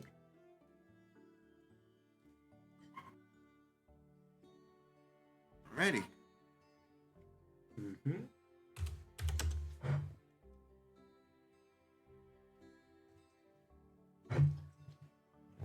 Okay. So we have a tree.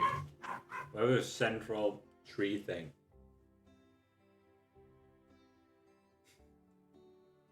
I like the slideshow of selected memes in the background.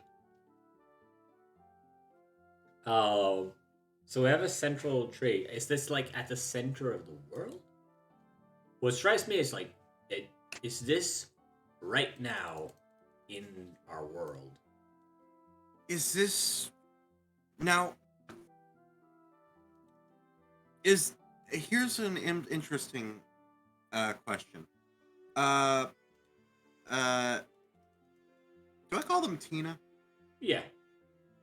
Okay. Anyway, Tina, is this more of like a world tree situation or more like a spirit tree, where it's always like, where it's not so much like the foundations of the world, like the world tree, like Yggdrasil, but it's more, I guess, sort of a guiding tree.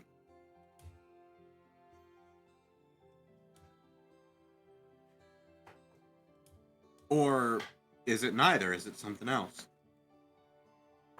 Yeah. Like, yeah, we got a big old tree. That's what I've written it down as. We got big old tree.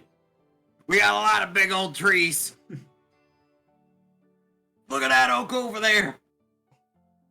Oak and ash and thorn, good sirs, all in the midst of this morn.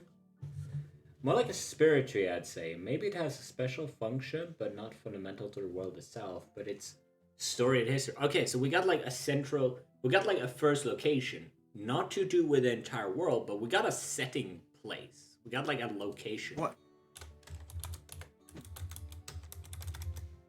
May I make a suggestion and see if Tina likes it? Go for it. What if the tree was the source of magic in the world?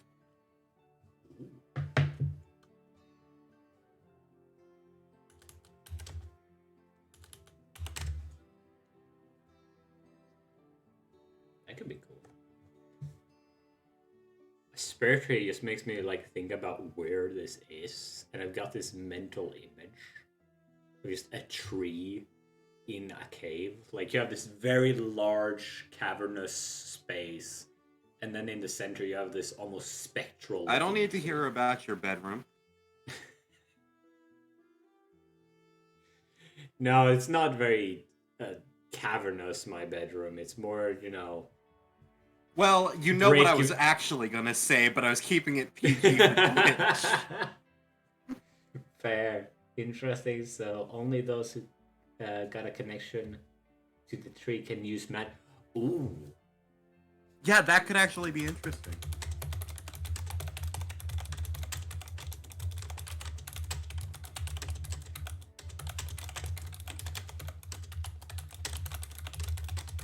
all right. So this means that we now have a baseline thing. We now know this world has magic in it.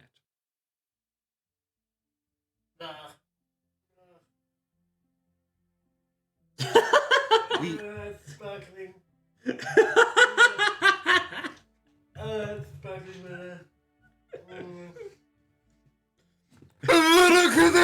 Sorry.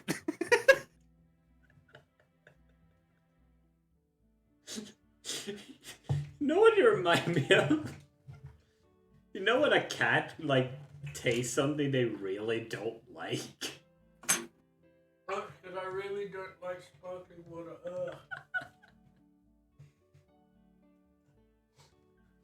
It tastes like So, Vizzy. rusty piss and water. This world has magic in it. Yeah. So, with that in mind, Avada Kedavra! Ah! Hold on. Fucking...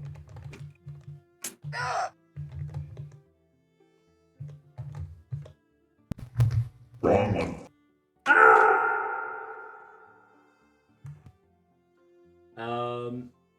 Interesting. Just reminds me of Agarath in the Secret Worlds.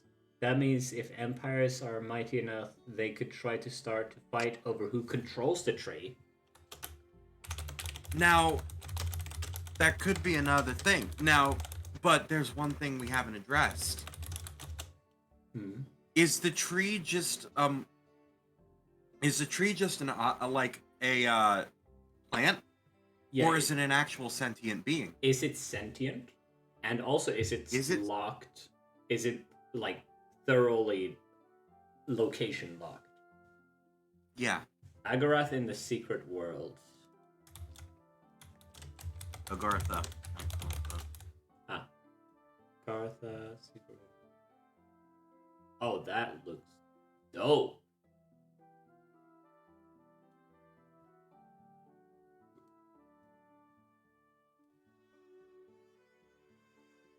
And maybe also start. We are going to in the future talk about like discrimination within world building and those like elements that are negative sides of the real world and how it pertains to world building. Of course, in our own experiences and whatnot. Let it be clear, all of what we are saying is our own stance on stuff. It's nothing solid as in like this is how you have to do it. Maybe something is sealed in the tree, or the tree could be sentient, but the tree definitely should have some sort of benefit for the gift and All right. So with that, we have not only established the tree as an object of interest and a fundamental to the world, but also we have established the tree as a character. Yeah. Oh, you know what this makes me think of? For one, James Cameron's Avatar. And you know how they got like the what do they call it? Enya? No. Whatever they call like the spirit of the entire planet. It sort of gives me that vibe. Fuck it, we're adding tall blue aliens now. Tall blue people. Does chat want tall blue people in this world? Do you want tall blue, like a race of tall blue people? Like inverse Smurfs, you know? I'm gonna be honest, I mostly said that one just to kill Austin. I hate the fact I mix you and Adam together. And it's entirely because Adam is Australian. So when I think about Adam, it can, like, my brain can kind of Australia, and then it goes Austin, and it just goes like, oh fuck. Let's go. Okay.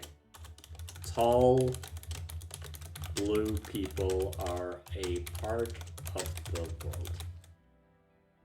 And now we've established at least a vague description of a race. Yeah. Please no. Sealed in. Okay, so here's the one thing. Something may be sealed in the tree.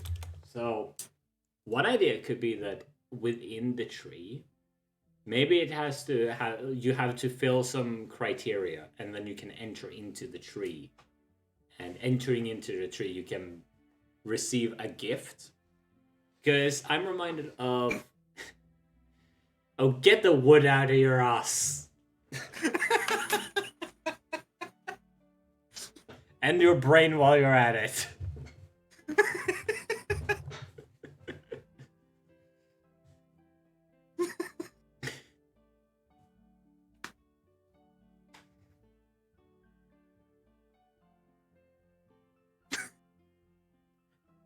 Chat. The worst part is I've decided that this is the guy that's gonna be like the main other, like this is the other host. I'm not like, if I have, if a guest were to do this, I could at least tell myself, oh well, you know, next episode it's gonna be good. But no, this guy is gonna be along for the entire fucking show, and I'm going to be enjoying the fucking ride. This is gonna be wild.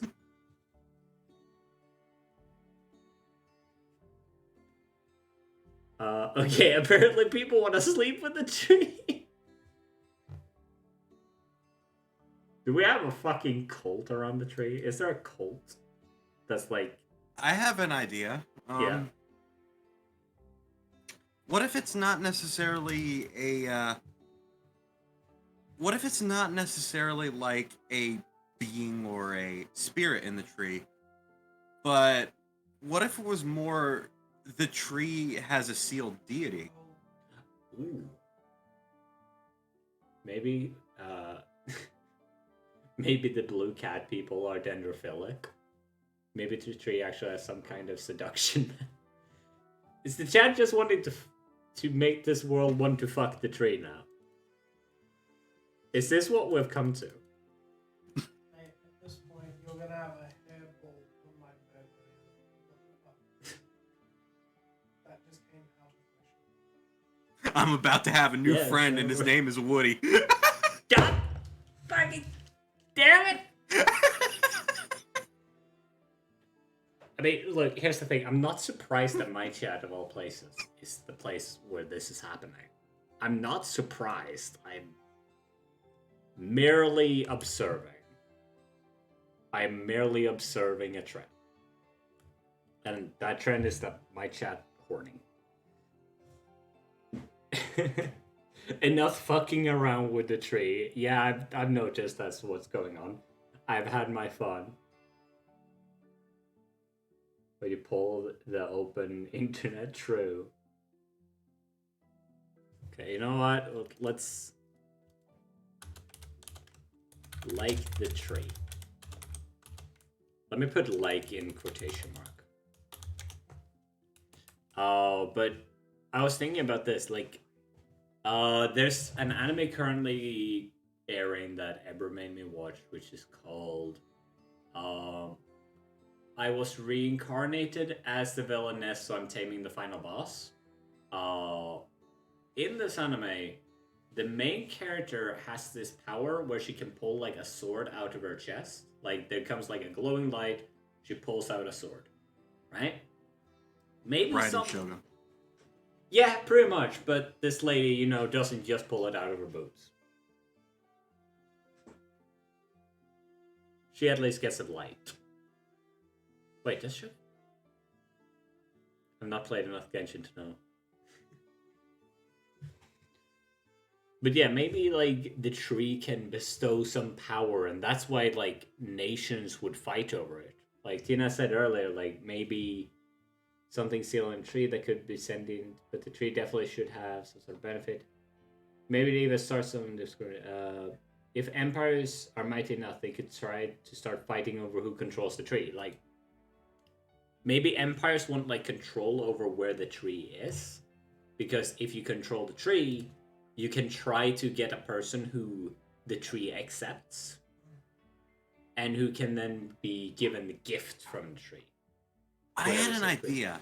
Hmm? You mentioned, they mentioned that the tree would want something in return, probably, right? Some sort of benefit should have some sort of benefit for the gifted man. Yeah, so the tree would bestow magic on someone, but it would want something in return, essentially. What if we, you know, the typical Adventurers Guild scenario, right? Yeah. If we wanted to go with the, say, a deity locked in the tree idea, we could put it to where the deity occasionally tasks the magic wielders with, say, killing a beast or something of the sort. Also, Tina here saying the tree would need a reason to gift magic. Oh, maybe the tree knows like more. Maybe the tree knows more than your average person. To a degree, having some form of meta knowledge, like it knows something is coming, and so it will bestow upon someone magic. So Destiny 2. Maybe magic is rare in this world. Yeah. Because high fantasy is very common, or for a reason. But what if magic is rare? It's like the tree bestows magic occasionally. Also, is magic inherited? Oh, I have a great idea. At least I think it's great. What if we separate magic into the traditional categories, right? We have the mainstream stuff that is typically bestowed upon by the tree. But then you have the more risky taboos, like blood magic, that sort of thing. That's a trash idea. What? No, that's a good idea, but I had to say that just because that's the kind of brutality that you guys feel free to throw at us. Like, we're not going to shoot down your ideas much. But if you guys want to shoot down ideas that we're throwing out there, go for it. We're already world building. But what I'm thinking is, what if the goal... People would want a motivation for getting magic, right? In general. But if we put magic that already exists in the world, but say the magic that the tree offers, for example, is the only risk-free magic. I like that. Like, blood magic would be a thing already. Also, Garmin is saying, so in the Secret Worlds, the player get their power from swallowing a bee that are sent out of Agarath. Agartha. There we go. Yes, I know I'm referencing that game a bit here, but the lore in the game is real good. No worry, Garmin. We mentioned it earlier. Stealing within the field of creation is just... It's how it goes. As long as you make your own little spin on it. If I can go for it. What is it? Lion King is just Hamlet. But with less death at the end. Because at Hamlet, everyone dies at the end. Spoiler alert for fucking Shakespeare. So, you know, if you have... Also, spoiler alert for a Kame get killed. Fair. No reason to give my... But yeah, like, what do you guys what does chat think? Do we give this world also, like, blood mages who are practicing, like, arts where you have to lacerate in order to practice? More risky magics, like... Rune magic, like, look at Dragon Age, for example. There's blood magic and there's sorcery, but both of those come at a cost. For example, blood magic and sorcery both have the risk of, for example, a demon possessing your fucking body. You know? Yeah. It's also less share rift off an anime, but yeah, it's basically Hamlet. Yeah, like, we all steal from other works. It's the fact that what is it? A thief steals from one place, a artist steals from multiple. Let me make something very clear, and I want you to look. I want you to listen to Uncle Austin. If you ever think you have an original idea, stop. Stop. It's not. It never will be. And that's okay. Stop. I can just imagine Alicia's fucking animatic style of that. Just bonking chat, and then just me coming over your shoulder like, that's fine.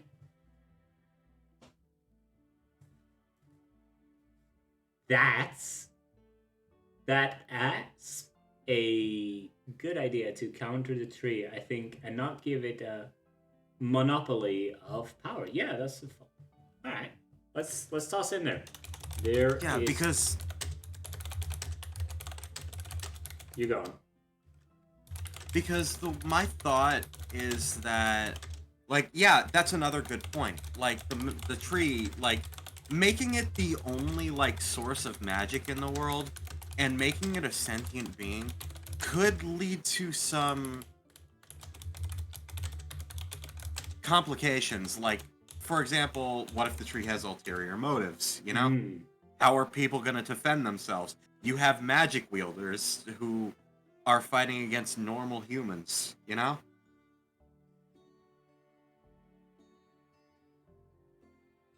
We're only creative as we are good.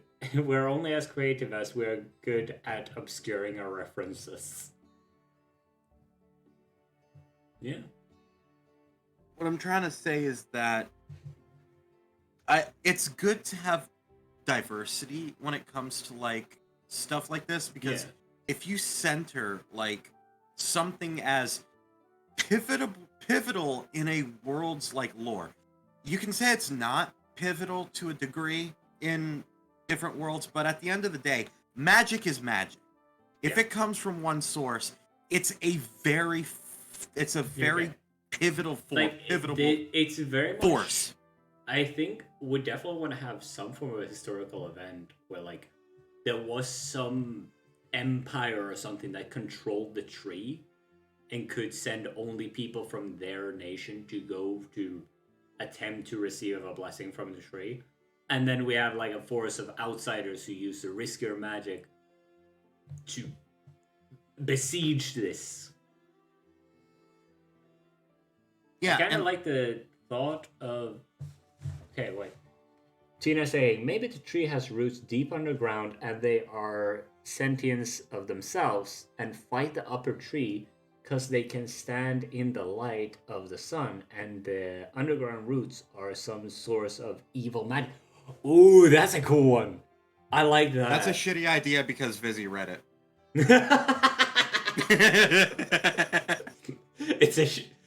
We should make that a running thing. Just like both of us read the chat, and if we read something that's a really good idea, you say it's a shit idea because that person read it. Also sending in part of video. All right, come. I kind of like the thought. Yeah, fucking hell, yeah. The tree has evil roots, which. So that would also explain why the tree might choose someone, because maybe the tree senses, like, oh, one of my roots has extended its reach and given magic, like these evil magics, to this group of people. I need a counter force now to make sure that that root doesn't, spread its influence. I will bestow my magic on this group. Like, that checks out. That works out. Also, now I definitely... Yeah, You know what? I really want to have Dimitri on this show at a later stage in it, so that we get to build up, like, this messy Google document, and then we can spend an entire fucking episode organizing it and revising it and putting it into World Animal. Important question. And this is going to play a big part in this world. It's one thing you should always, like, sort of consider at pretty close to the beginning, otherwise you start getting hodgepodge. What is the technological advancement of this world? Yeah. Like, are we in, like, stones and slingshots? Or are we in swords and bows? Are we in blades and flintlocks? Yeah. You know, that sort of thing. That's a very good question. We could even make some Underdark with people who like the like have like I'm immediately picturing these like lizard like people who have these completely whited out eyes because they live in the complete darkness, so they're just blind. Axolotl lizard men. Let's fucking Yeah, go. like axolotl lizard men. Chat, is he being stupid or do you want axolotl lizardmen? Do you guys want axolotl lizardmen? Because I mean, Austin said it, so that. But at the same time, I really like the idea of axolotl lizardmen. He's got a point.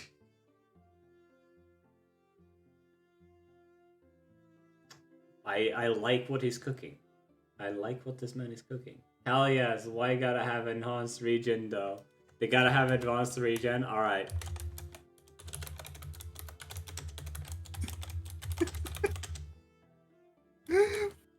Busy? Yeah? Just imagine you're not a magic wielder, but you're just freaking exploring a cave with nothing but a dagger. Yeah. You see this. Okay, hold on. Oh, fuck! Chat. Fucking hell.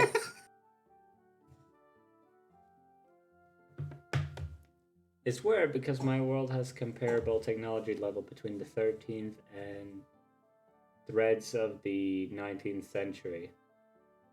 No, that was completely improv. Okay, so here's the extra thing though. If they live near the roots, imagine an axolotl lizard person who's a fucking necromancer. I'm just picturing this blind creature shuffling around in the dark, followed by this horde of these massive hexapods and like undead critters of the underground, just shuffling around listening for you.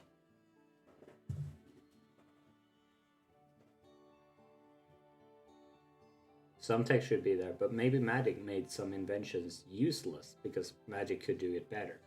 Yeah, like, do we have like mana stones and stuff like that? Do we have energy sources made from magic? Like,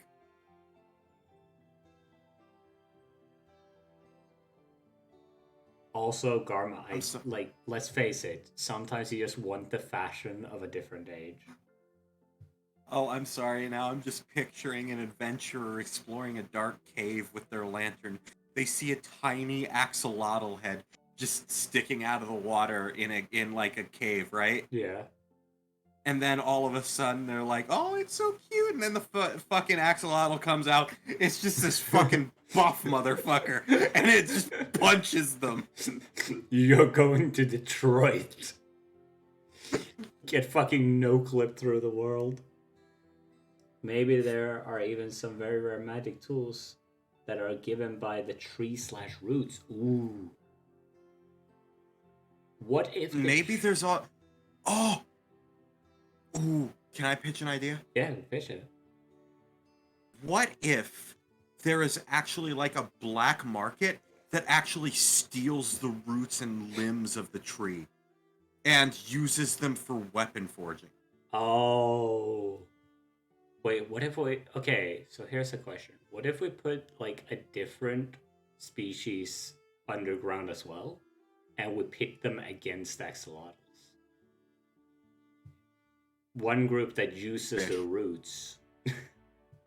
Fish people. I'm sorry, I'm not... I live I'm in not Michigan and I serious. don't want to go to Detroit. Too bad.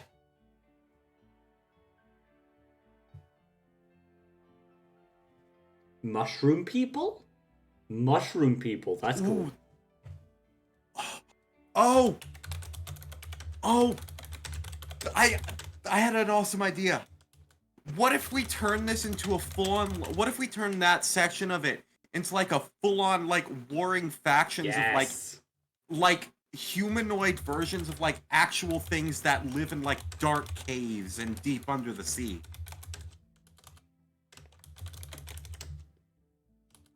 Like, what if we put like one of the things in the cave that are just like those giant glowworms that just catch you on a line and just fucking Oh,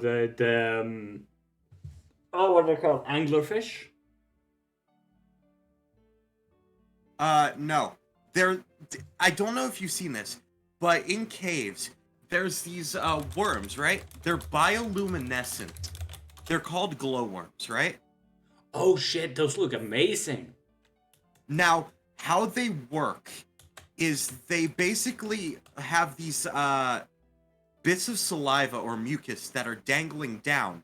It's very sticky. They use it to catch insects and then drag it up. Oh, yeah, that could be cool. What if that's like a part of the mushroom people's life cycle?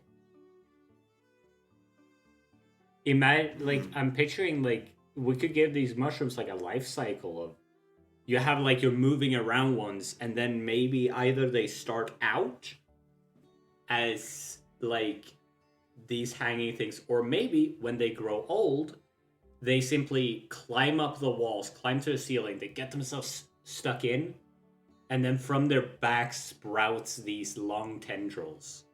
And other mushrooms that are still walking will bring like the lizardmen to them. They'll be pulled up and consumed to then release spores, which will grow into new mushroom people, and then the cycle repeats. That would be sick. What do you guys think? What does chat think? Is this... Am I being an idiot, or do you guys want this? We're making orcs neat. Mushroom village with glowing worm sky.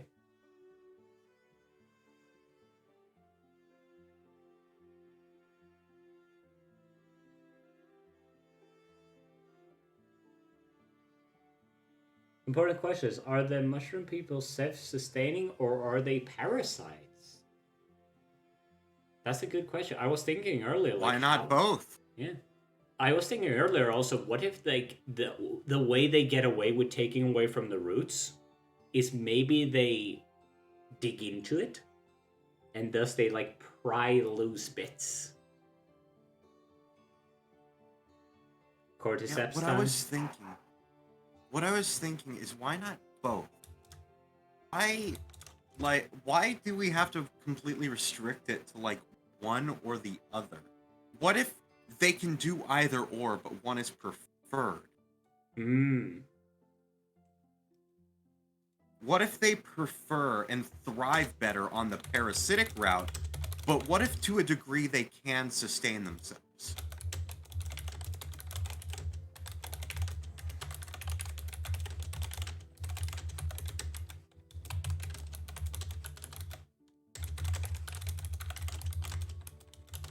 Or better yet, what if they're parasitic as infants? Oh, yeah. That could work. And then they grow Like to be self-sustaining. these spores that need something to carry them, maybe. You know that like that mushroom that goes into like ants? Yeah, cordyceps. Yeah. So what if they like they maybe they even like have some basic like cattle herding kind of thing. But they only herd the cattle because they need seed beds, effectively.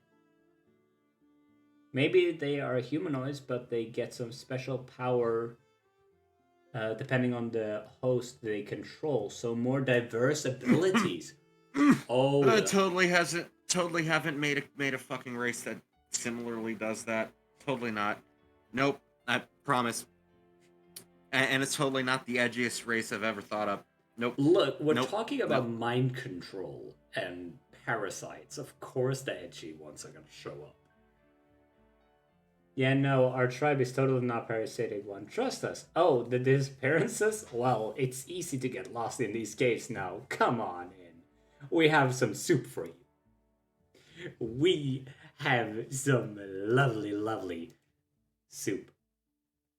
Don't worry, we're not parasitic. What's those little like dots? No. Spores? Spores in soup? No. I'd never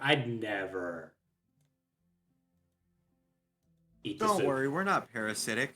Oh, you mean the disappearances? Oh yeah, no, don't worry. Get in the fucking bag.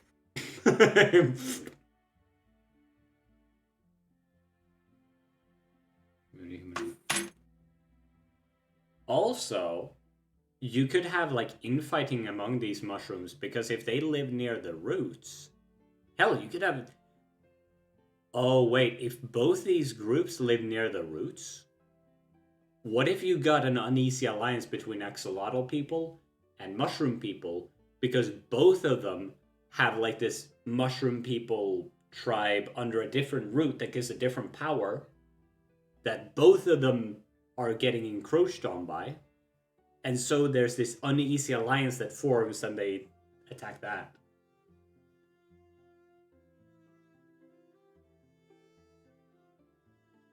You either go to us or Detroit. Yeah, we have a giant tree that is the source of all the safe magic in this world. Right here. Got him right here.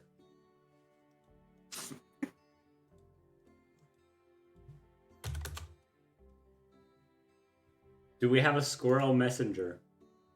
That's up to Jeff. No, we do not have Ratatosker. Maybe the mushroom people even start a racial war under themselves in a time period where they form camps depending on their host, and hostless ones are like slaves even. Oh, this is fucked and I love it. Yeah, I will unveil that a future streams topic is like the darker sides of the world and how you can incorporate that into world building, because it's perfectly valid to include such topics. It's perfectly valid to choose not to include them, but it's also perfectly valid to do so. So, yeah, maybe.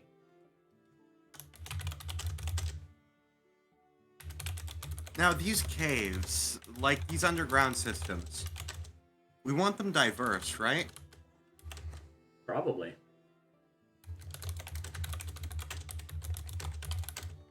What if there was entire underground oceans? Oh, that would be cool.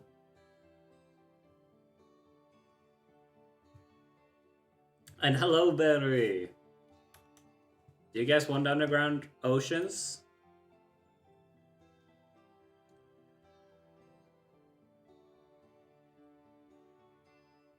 You know? Good thing they continued that sentence. Yeah, see, I read that one just starting out. I'm like, I'm curious what you're cooking. Tina saying discrimination is a good thing to start players' passion, I'd say, but you should be clear to include stuff like that. Also, vampire pirates? Yes.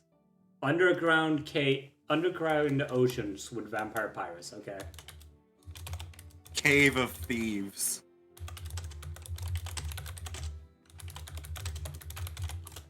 Yes, give me, well, quota. Underdark pirates, yes. Oh, yes. The water source from, or the water source for a tree. That makes sense, yeah. Everybody look out, here comes Captain Caveheart. Here comes Captain Sealing Wormheart. It's the closest to flames that we have. Okay, so here's the question, chat. Here's a question. What races do we have on the surface? Do we have humans in this world? We have the tall blue people. Do we also have humans? Chat wanted tall blue people. It's still funny. Captain Treebeard. Captain Mossbeard. Umis? Or do you guys want to create an entirely new species? You're more than welcome to do so. Again, the lovely thing with world building is it's all in your head. How about small red people?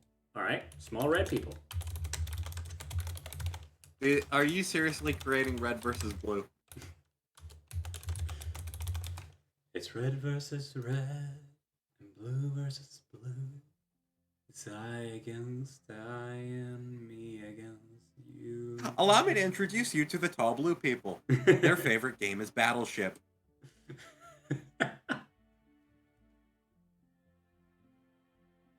Okay, so we have small red people with tall blue people.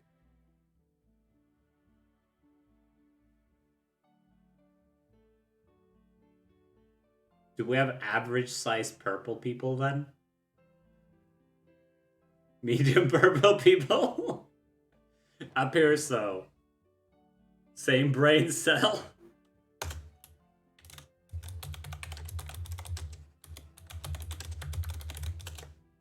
How did we all have the same idea?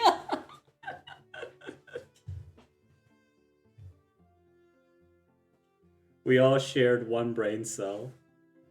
You, Alicia, and your brother's head connected for a moment, like literally fused and unfused for a split second. Yeah.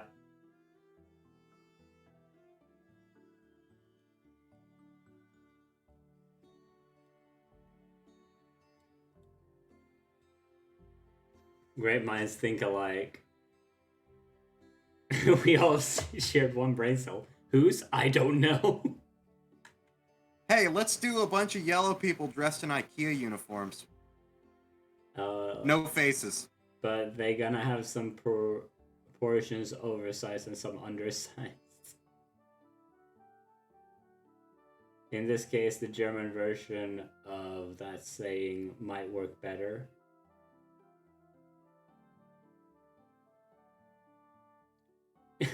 Translated it as two idiots, one thought. Fuck, I relates.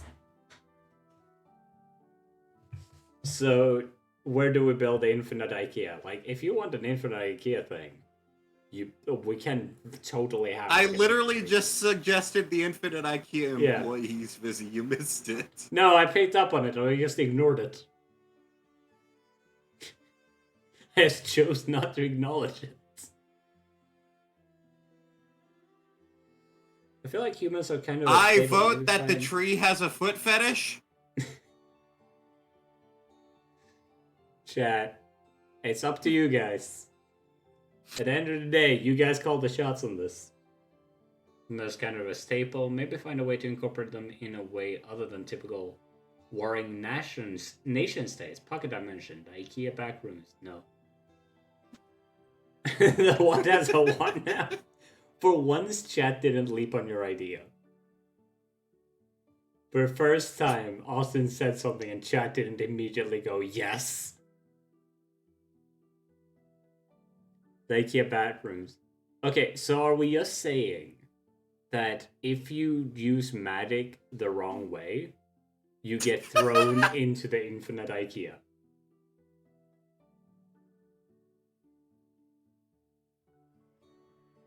Tina, don't give him a reasonable argument, please.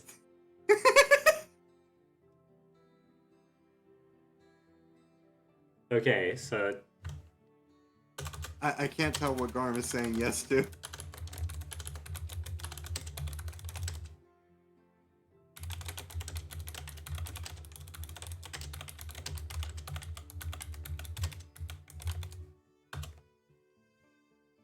Like, you have a point. I just don't like the fact that you do. You're forced to wander ever forced through the IKEA. You're going to the IKEA realm. That's it. Du är på väg till IKEA.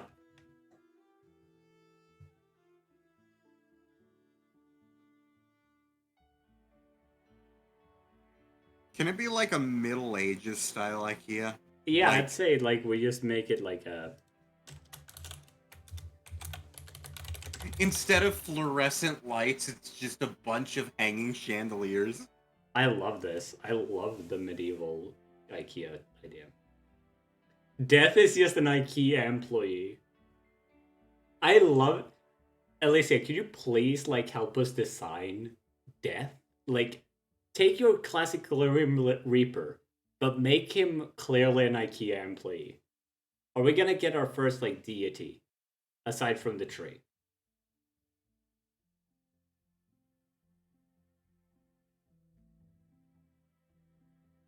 You conveniently come across a lunch counter whenever you're hungry. You're going to Detroit. Where the hell is Detroit? I'm in IKEA. Wait, no, please. I'm just gonna put this one in chat. Wardrobe without explanations. That's too easy though.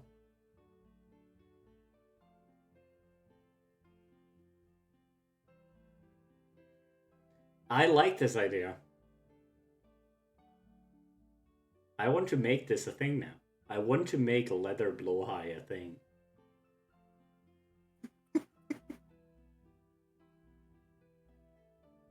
Ladder high.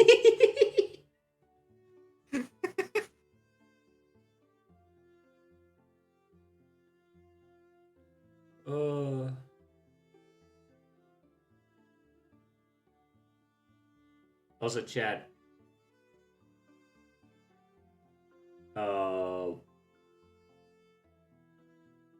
What's this? Oh yeah. Do you guys have any ideas for what to name, or how you will want to name the tree, if we want to give it a name?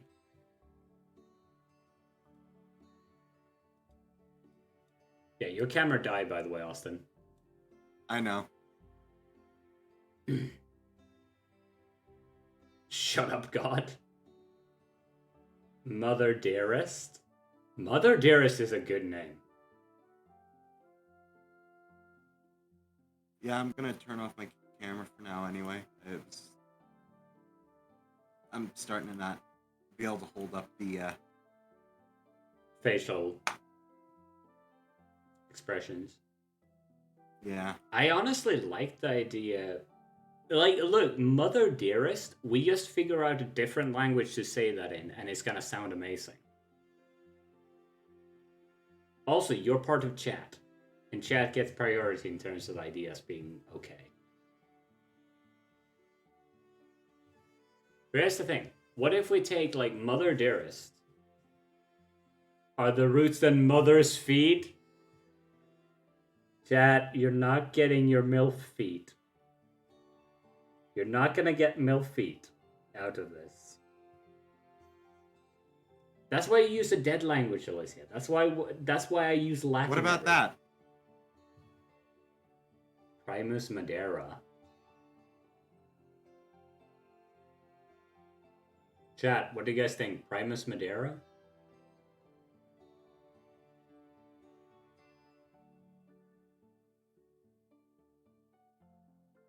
The second word doesn't actually have any meaning.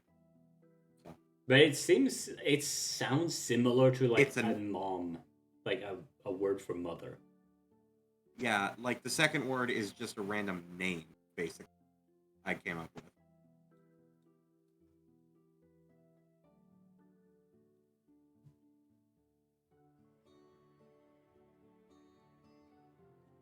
But maybe Prime Madeira to make it more coherent with Latin grammar. Prima Madeira? Yeah.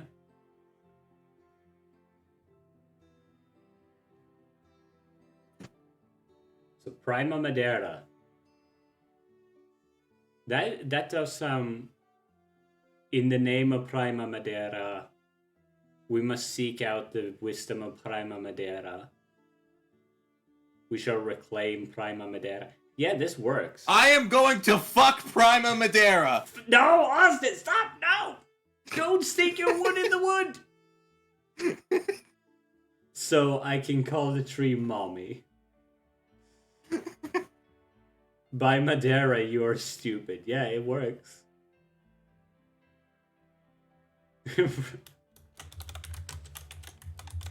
This is a great way to think of if a name works, by the way. It's like, just say stuff with it. It's like how I tend to figure out names. This is how I figured out names for like stuff in the desert region of my world. I figured out the names by just saying words that I felt would work, and then it turned out all right. Like it worked.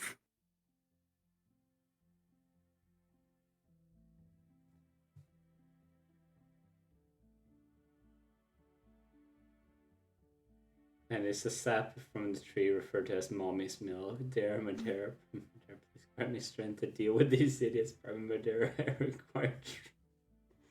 Oh! And I'm the elf here. I'm a wood elf.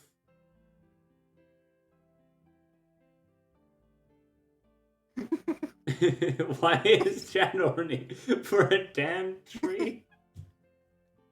It's mainly me. Check DMs. I will admit it. It's mainly me. You and Garm are the big horny.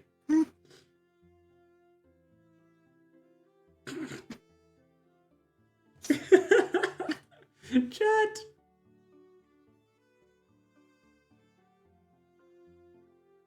We have Tiny Ikea Death. I love him. I love them.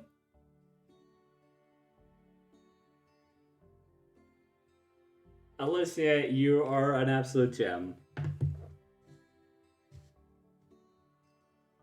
I love the little, like, fucking scythe shark. That leads into a bit of a thing I wanted to quickly bring up, Hmm? if you don't mind. The name. It's always a little interesting trying to come up with like names and all. Yeah. Like, and more importantly, is say with conlang, for example. Yeah. Something I like doing. It's hard to come up with words that would make sense in a certain context, or you know that would be easy to say in a certain context, because not only do you have to be sure a word flows well on its own, you have to be sure it flows together with other words that you've created. You know? Yeah, like stuff has to just work together. Yeah. You want pronunciation simplicity, basically. Yeah, stuff. Maybe not with the word itself, but with sentences. Yeah, stuff usually flows in a way. Like you can make any language sound very flowing. I think. Yeah. Some languages have an easier way than others, but any language is made because people wanted to talk. Blood Eye.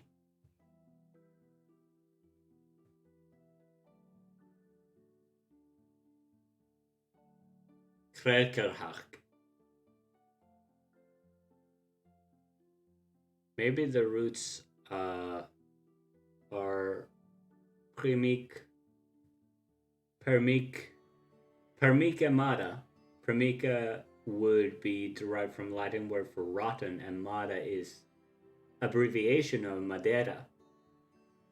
That's a cool idea. That is a really good idea.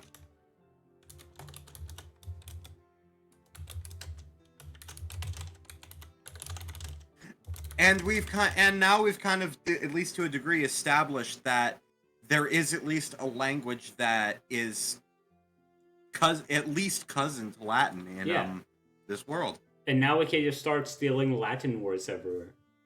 Yep. Which is fucking baby man in Latin. Anyone know what baby man is in Latin?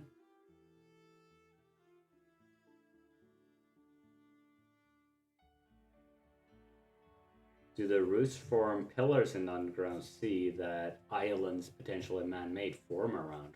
Ooh. Imagine the tree just gets pissed off at you, and instead of just casting spells, it pulls out one of its roots from the ground, and at the end of it is just a Glock.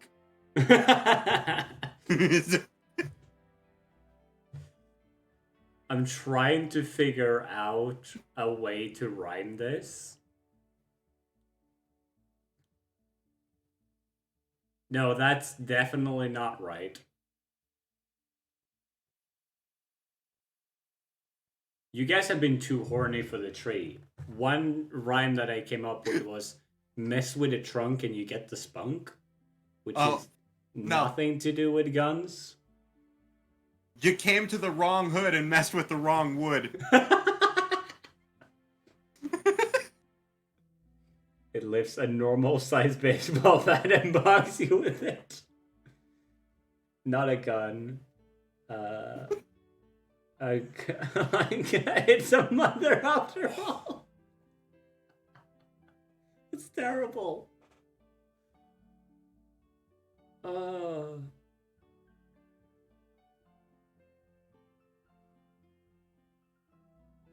This is like another fun thing to do. It's just shit posting. Okay, you know what? I have an idea. Let's make this fun. Let's just Alright. make it to where the tree just doesn't actually necessarily attack anyone, but if one of its subordinates says something stupid, one of the people it chose to get magic, if they say something stupid or do something stupid, it just pulls a root out from underground, hits them with a fly swatter. I like this visual. Also, what about civilizations that have built themselves in and around the tree's limbs? That's another. That's the thing. We haven't established just how large the tree is. Yeah, we haven't said anything about that. We also don't even know where the tree is. We legit know more about the underground of the tree than the above ground.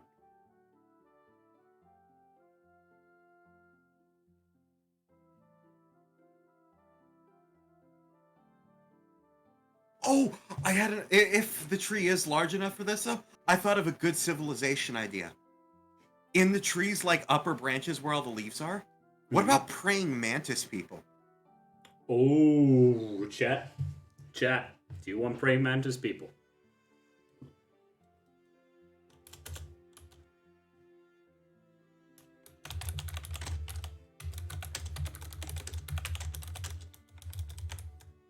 Mantis Village 2 Tree Boogaloo.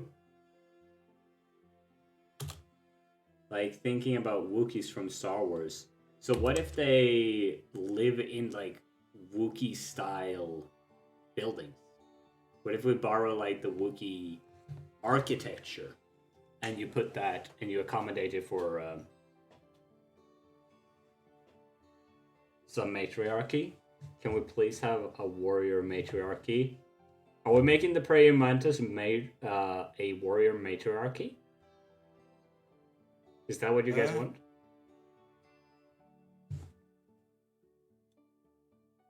Ooh, basically make them like the Klingons from Star Trek or something? Would make sense since they eat their husbands. I mean, hey, so do most humans.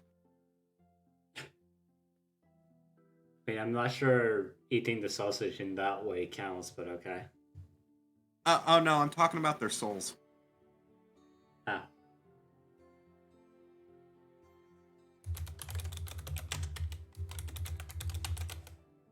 Okay. I may be addicted to Hollow Knight, but the Sisters of Battle is an awesome fight.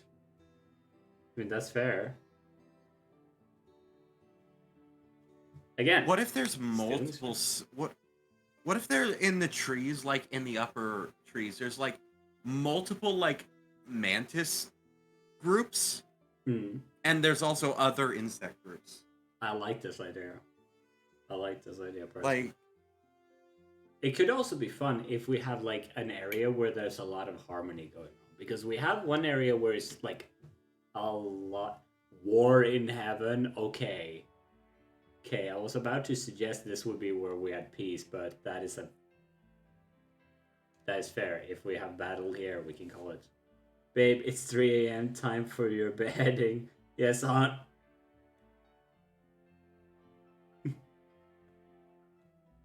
because I had an idea. What if we had like one mantis group that had like a warrior matriarchy? But what if we had like another one that was another like group of mantises that was like monastic like priest type Oh, that could be civilization, cool. Also, like chat, monks or something. chat, you have. I'm gonna say this: we're 5 minutes left in this segment.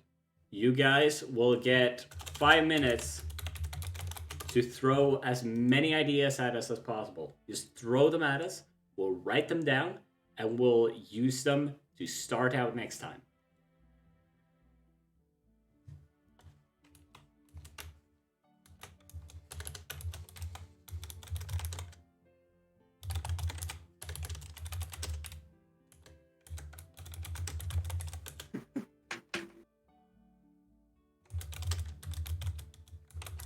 Fire heretics. Fire heretics is a cool idea. The Infinite IKEA uses wood from Prima Madeira to build furniture.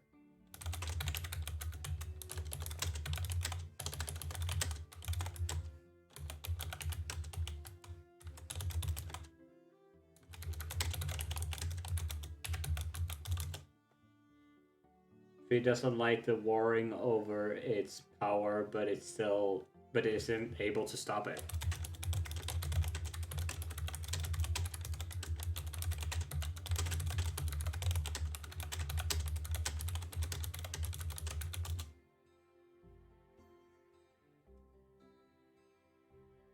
Bears the size of coins that speak German and wear Christmas sweater. Austin said that, so it's stupid. Fuck off.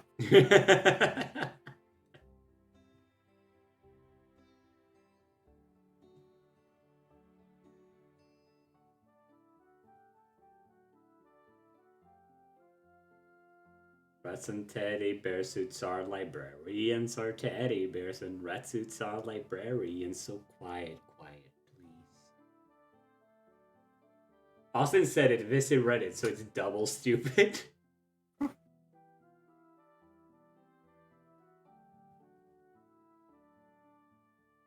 Right. 3 minutes to it. And then we're on to the final segment of the stream. It's Vis's chat. It's in Vis's chat, so it's triple. Ascended animal races. That sort of.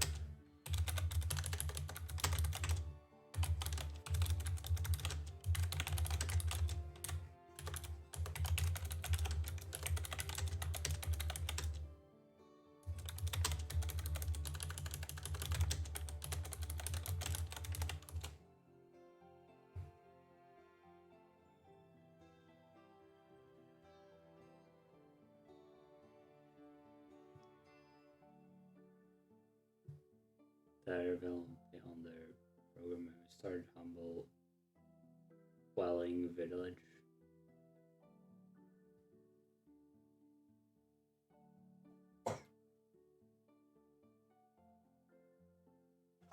That's some teddy bears. It's our librarians, our teddy bears.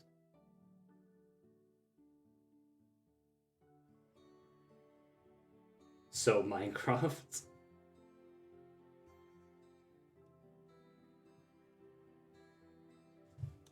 No, I was more thinking like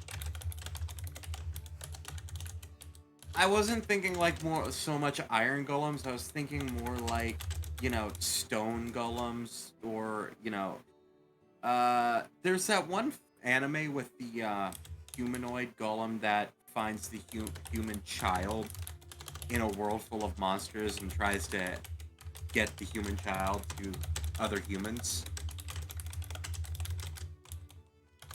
I was thinking something more along that style of golem.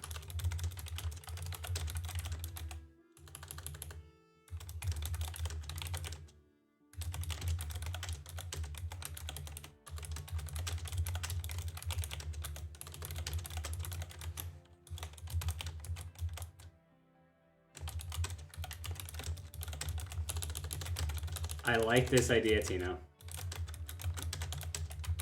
Maybe the maybe humans were part of the world, but tree and magic threw them back and they got evil. Now they're back to the Stone/Dark Age.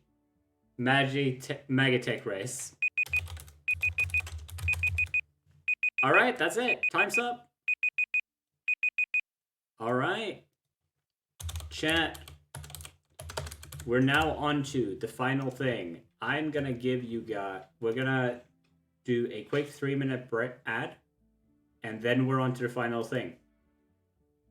So, I'll see you all in 3 minutes. And... It completely slipped my mind what the final thing was. I'm honestly super tired. So... don't worry. Give me...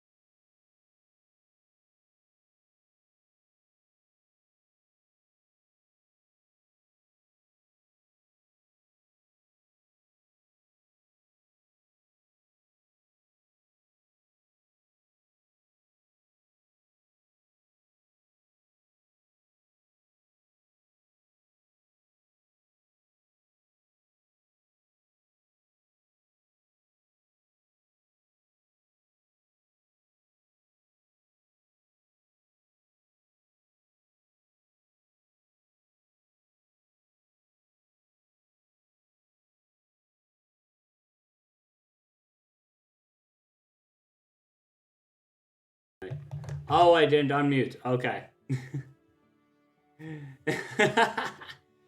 We were just talking about how we're looking forward to next time. And to see this unfold. We have a final segment to do, and just give us 40 seconds so that we're sure everyone is back from the ad break. And then we're gonna do our final segment, and then we're gonna sign off and probably raid somewhere. I know Eber's live. I'm dead.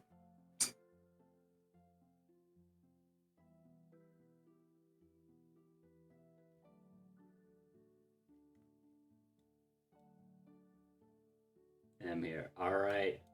2, 1. All right, ladies and gentlemen, final 30-minute segment is we're going to be talking about whatever we're going to be talking about next time. And we only get 30 minutes because this is the part where, we talk about what's to come. So, next episode. This is what You first. This is what we call a forced cliffhanger. Yeah. Fuck everyone.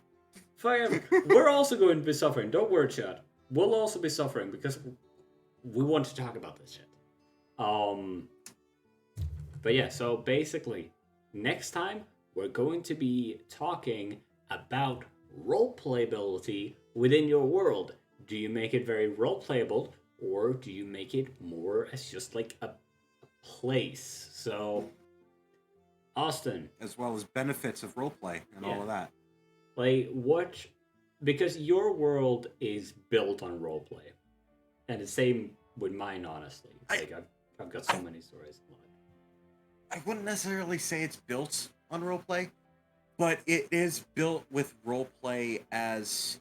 It's built to be roleplay compatible. It was originally built around role plays, but for the most part, like it's been restructured a lot since we stopped role playing. So with how it's built structured now, it's got the capacity for role plays, but it's more built to be a little bit more on the concrete side. Yeah. I think like because to me, I've loved doing roleplay for a very long time. I remember I first got into roleplay. I guess I've been into roleplay even since before that, but Roblox was honestly where I started doing roleplay online. And I vividly remember the fucking map. And I'm very sad that I don't think it exists on Roblox anymore. It was this like medieval area where you had your elves, you had your humans, you had, I think they had orcs. They have orcs? Something like that. It was just this like cool area. I would always run the same fucking story, but it was fun. I was enjoying it. Third, the next is probably not a good for role playing, but on the other hand, it has an actual in-universe explanation for how players interact with things. But yeah, like here's my question to you. How have you typically role played within your universe?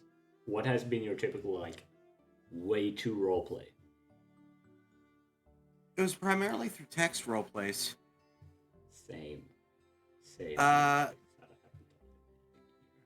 But the thing is, there's also another like thing that ties into it. You ask how, but you ask how you roleplay. But what you kind of probably should be more asking about is how do you determine the impact of your roleplay that you're doing at that time? That's very true. Because I've only done text RP in my world, if ever briefly. For me, I've done roleplay, text roleplay that created entire areas of my world. But it was because I wanted to set it within that world, because I didn't want to build something entirely new. I wanted to expand on it, and so I set it in that world. But it was designed around the roleplay that this person wanted. Right? So I was inspired by that. Go on. Do you have any way that you use to sort of determine the impact that you want, let's just say today's roleplay, to have? Like, do you have any way to determine like when you want to go big and when you want to just go, very casual sort of, oh hey, walking down the street eating a fucking Big Mac.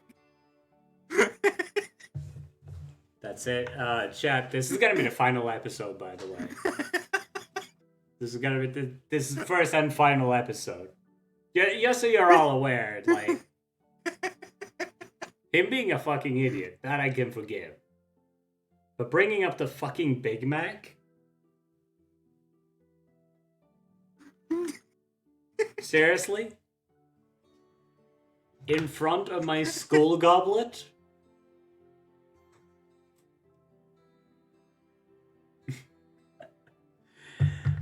But no, I'd say personally, You get my point. Yeah, like personally, I'd say I typically would make stuff that is more low scale. I had a major plot going on at one point for a D&D campaign where we're going to. It was building towards becoming this grand scale thing because my world is separated into cycles. Each cycle is based on a major arcana, and that sort of ties into the theme of that cycle. A cycle is capped by a world, like, climactic event that shakes the entire world to its foundation and possibly leaves lasting ramifications for the entire fucking world. Or more or less of it. Most of it, So like how, the world wars affected pretty much the entire world. But the first one might not have affected the entire world to the same degree. For me, oh, sorry, I didn't. But no, yeah, that just never came to proper fruition because that D&D campaign didn't really finish because time zones. But yeah, you had a thing. For me, it's all about saturation balance. Like, let me elaborate a little bit. Okay, so with large events happening, you don't want them happening every single time. Otherwise, it starts getting oversaturated with excitement. You start kind of not only does it kind of you kind of need slow moments. Yeah, you need not every moment can be an action moment. You need downtime. But if all of it is just high energy, fucking fights, all of that, risk, wars, everything, then you start to desensitize. I need to. I think I need to make a channel in the Discord for just world building around this. Because this is fucking cool. But yeah. But yeah, you end up desensitizing yourself to, and anyone else who's role playing in your world to like. You need the grind. Everything. They're gonna start expecting every single time to be like this high energy, high action, high octane thing. And then when you finally have a chill moment, there's not gonna be nearly as much interest as there would have if you would have, Either been that, a little or more they're gonna be suspicious. sparing. Either that, or they're gonna be suspicious, or they're gonna, just be like, the fuck? Where? You need a balance. Where is my? I'd say. Where is my high action? I came for the high action. They're gonna start to expect it. Sometimes they'll start to want it. I historically like the role plays that I did most recently were ERPs. But when I write ERP, I make it a point that there is story to it. It's not all just sex scenes. There's plot in the plot. Yeah, there's plot. There's build-ups, and there is intricacy going on behind the scenes. There's reasons why these characters end up in these situations. There are reasons behind why these situations occur. There's, for example, one of the fucking most blatant reasons was, hey, I made a city devoted to Slanesh. Within this city, sexuality is a more open thing, and it's really part of the culture. And it comes down to, why are people immersed in that culture? Why do they dive into that? Someone might do it because of aesthetic appreciation of the living form. All right, so they might not be super keen on, I don't know, say just raw dogging it or whatever. They more so want to see naked forms for their aesthetic purpose, right? Whereas other parts of the city are very gluttonous, or some are fucking drug addicts, and some are just straight up tentacles through walls. But it all comes down to, there are characters in this setting that undergo a plotline, undergo arcs, undergo story beats that lead to those events. Same thing can be said for an action movie. You need downtime explaining why the characters are invested in saving this battle station. Why are we trying to save this massive doomsday laser? Why do we need to destroy it? Oh, we need to destroy it because it destroyed this thing. Alright, now we set out, now we save it. But we have to explain that, and it's also a time to breathe. A time to relax, reset, and then go at it again, go back into action. Yeah, honestly, I can use Worldgate as a big fucking example here for like balancing that sort of thing. Because in the Worldgate world, not everyone, but so many fucking people are out outrageously fucking strong. Hmm. Absolutely outrageously strong. Like, by, what you would consider normal standards. So, the high action stuff would just get boring if you didn't manage to balance it out, like, Yeah. really quickly. Because every freaking time someone role plays, you start punching someone in the face, you're just gonna start punching everyone in the face on the street. You know? Yeah. Because you're just not gonna care. Because why worry?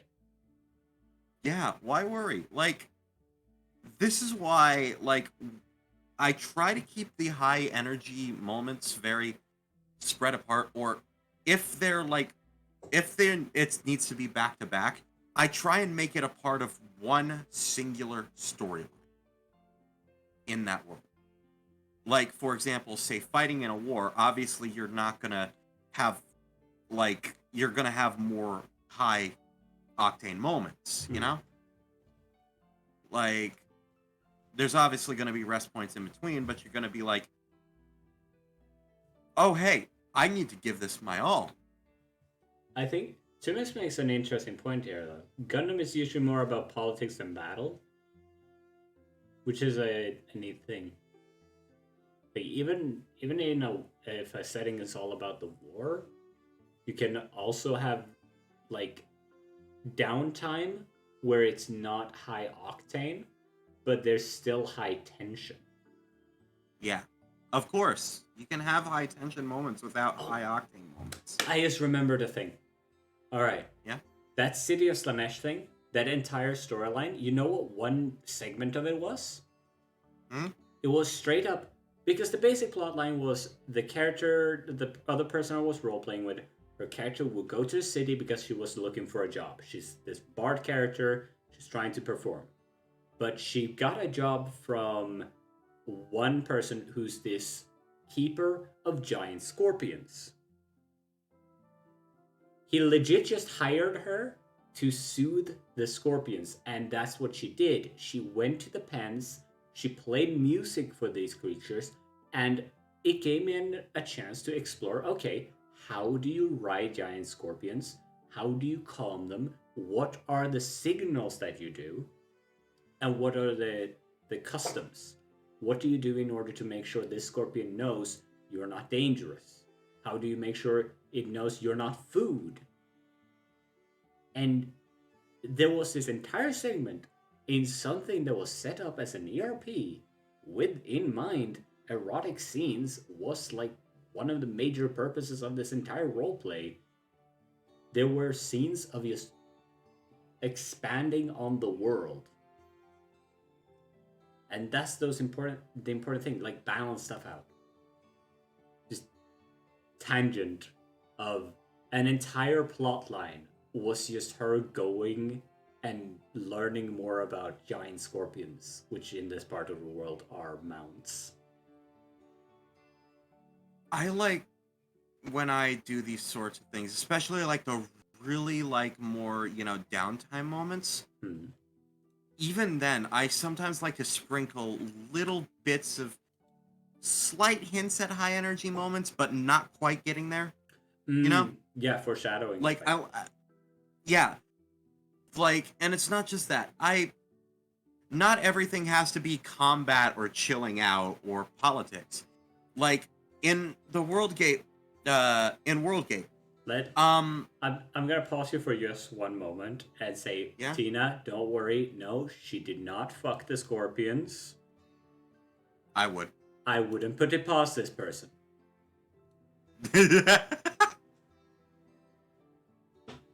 And apparently Austin wants to fuck the scorpion. Listen, I've had a pet scorpion before. Austin. I did not fuck the pet scorpion, I promise. Used to. Austin. Where's the scorpion? She died. Oh. Rest in peace. This was a long time ago. Was it a big scorpion? It was an emperor scorpion. Oh shit, those are cool. Those look fucking dope. But yeah. But anyway, in Worldgate, I tend to like adding a little bit extra to like the storylines. Like, I don't just want it to be, oh hey, combat role plays, slice of life role play. There is actually like full on fucking exploration, or there was when, you know. But there was actually like full on exploration bits, you know. Yeah. I'll say fight role plays are some of the hardest stuff to do well and really takes the right person to get together with. The special, like in text form in particular, it takes the right kind of people to do that well. Because Primarily, go ahead, sorry. if you ever have tried role playing with people, and if you tried fight role plays and you were put off from role playing, don't let that discourage you. You might just have come across someone who is the kind of person who one ups you. The key to good fight role plays, in my experience with random people, is set up a basic system of dice so that you roll on in a bit of chance. Set up what each person can do, and then role play based on your character doesn't know what you know. Because And remember, you if also- you're reading a character sheet, your character doesn't know anything of what the other person's character sheet has. Aside from the visual descriptions, which you can visually see, unless your character's blind, in which case you get nothing. You also need to remember, though, as well, not every roleplay fight is going to be PvP. It's a similar thing to D&D with NPC fights. You know? Yeah. There's so many neat things in roleplay. I'd say roleplay is another great way to expand your writing repertoire, by the way. Because it engages you with other people. Like, let me put it this way. My language, when role-playing with that person that I talked about earlier, was far more foul than my usual language is. But that was because I knew that when role-playing with her, that was her preferred, like, general linguistic flow of it. So I'm like, alright, I'm gonna do that. I'm a total RP noob, but kind of interested in it. Hey, like, it's ask any questions you want answers to, Tina. Like, we're on about the topic of world building, and I just realized I did not update the thing that I was meant to update.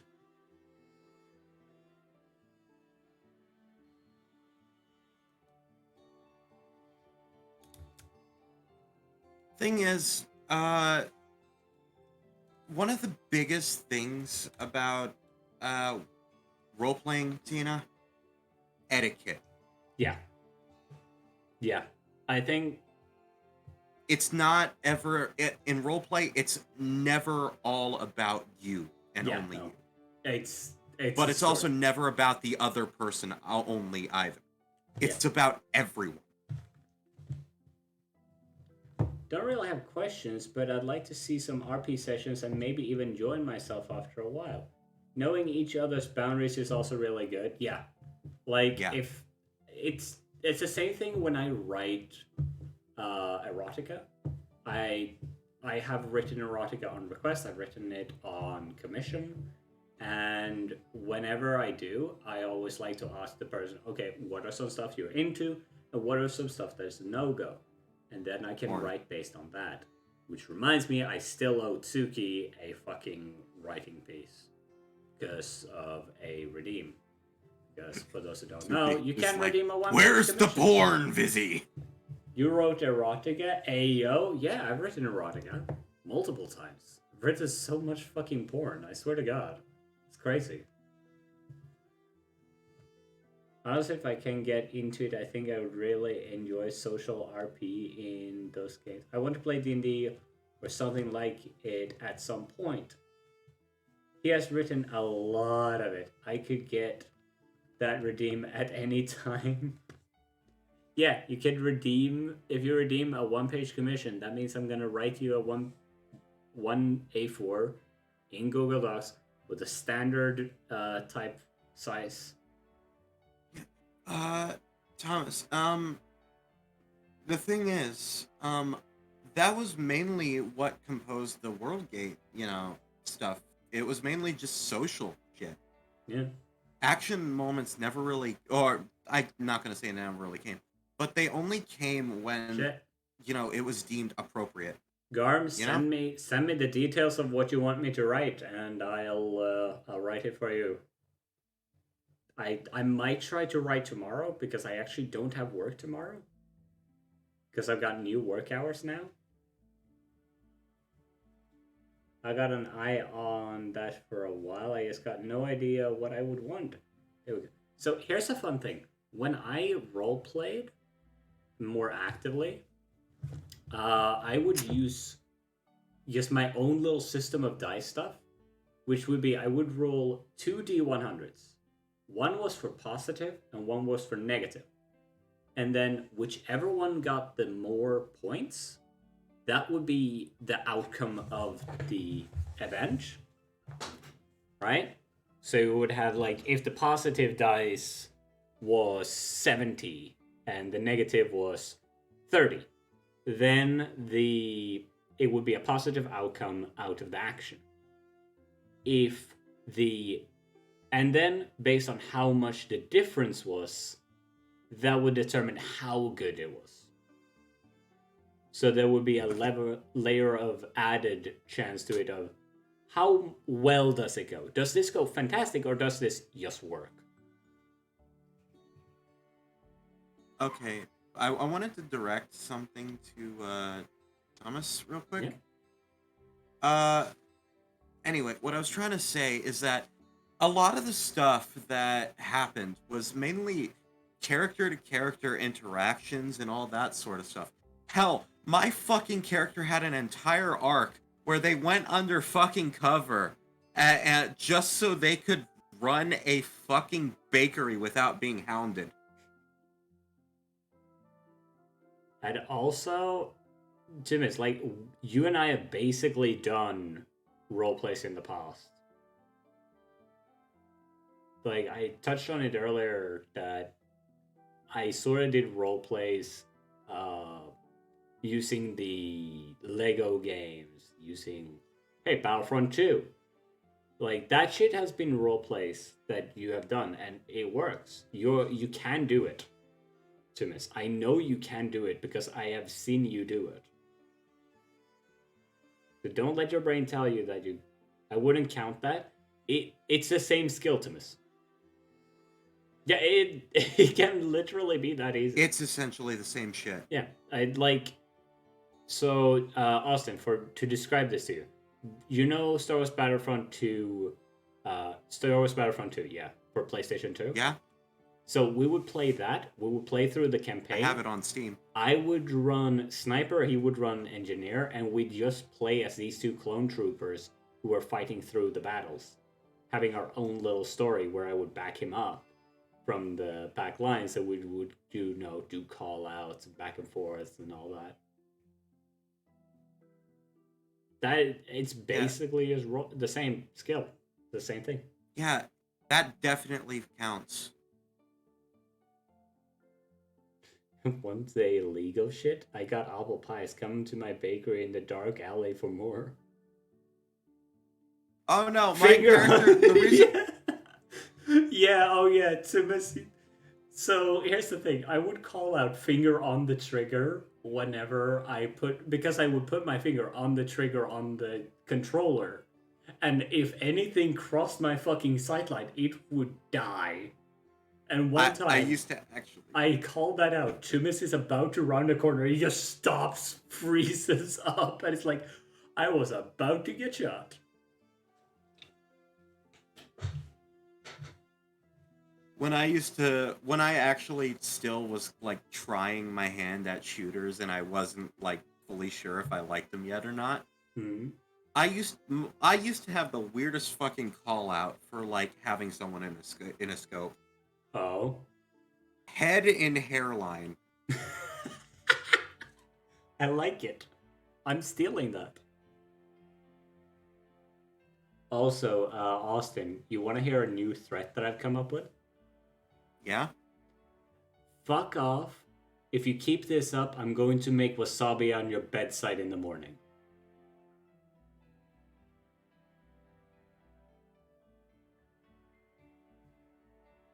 Well, I am threatened fiery earlier with a pretty creative one.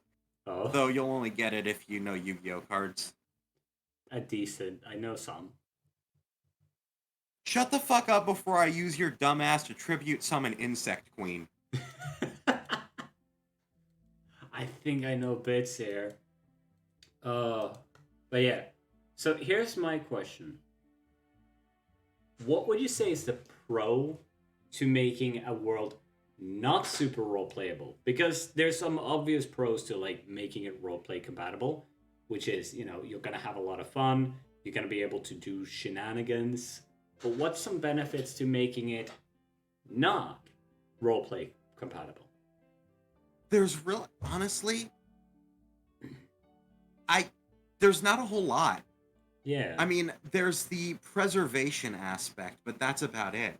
Yeah, I think I was gonna say, yeah, that's like the only thing is that you benefit is you have that level of control, but we sort of talked about the fact that also limits you. Not having to worry about unpredictability, you can more carefully cross the path. Yeah. Don't get me wrong. If you want to build a world that is not compatible with roleplay, that's your choice. Yeah. That's respectable. It's your art. Yeah. But at the same time, like, you have to realize that for a lot of people, sharing part of the creation of a world, part of the process of world building is sharing that world with others. And, allowing them to, I guess, in a way, experience it for themselves. If you don't make it roleplay compatible, it's a lot harder for someone else to experience it in the way you want to. You can experience it through books. Like, at that point, you're not building a world as much as you're writing a book. You're writing a story. Yeah, which is valid, but it's definitely different. But here's an interesting question, Austin. Because if we want to... I feel like we all want to make this world that we're designing roleplay compatible. Out of the races we have so far, what would you want to try to, like, be in that world? Buff axolotl, buff axolotl, buff axolotl, buff... I feel like yes, but also I do like the idea of being like this mushroom person with, I don't know, dual wooden blades forged from a blood magic root. Because that would be really fucking cool. Jokes aside. Just chilling. Jokes aside, I know we're technically running out of time. No, keep going. Jokes aside, I honestly believe that I can't make that decision. There's not enough on any particular race yet to go on. I think I have a good answer, but that will have to wait till next stream. Not to mention we don't have professions or anything like that. So we're out of time, chat. This has been this podcast episode. And we're gonna raid out. But I hope you all have had a lovely time. I hope you have all had an absolutely lovely time. We're going to... Oh, you have a raid suggestion. Excited for the next one? We're going to see if the next one... Wow, did you block my camera? Not intentionally. Wow. Wow, I feel offended. Will the VOD be on YouTube as a podcast? Yes, I will definitely want to upload this. Possibly even to like my main channel. I might upload this to like my actual main channel.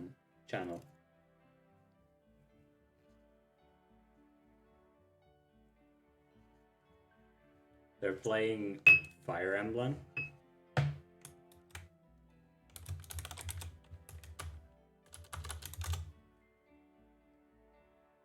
I did want to ask one question. Mm-hmm. I wanted to genuinely ask chat, like, how does it feel actually starting a world up? Yeah, what do you guys think? Will you guys be back next week? If next week is it? Let's see if I have anything next week. I legit have nothing outside of work next Wednesday.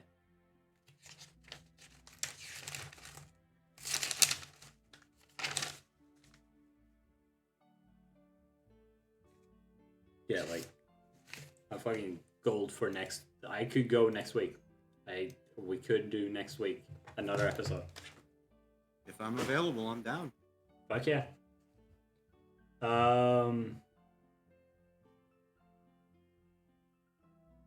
Yeah, I do intend to return. I came a bit late, but it seems quite fun. I love the feeling of just never really finished one, or rather got a coherent setting. I guess you never really finish. Yeah, you'll never finish a world.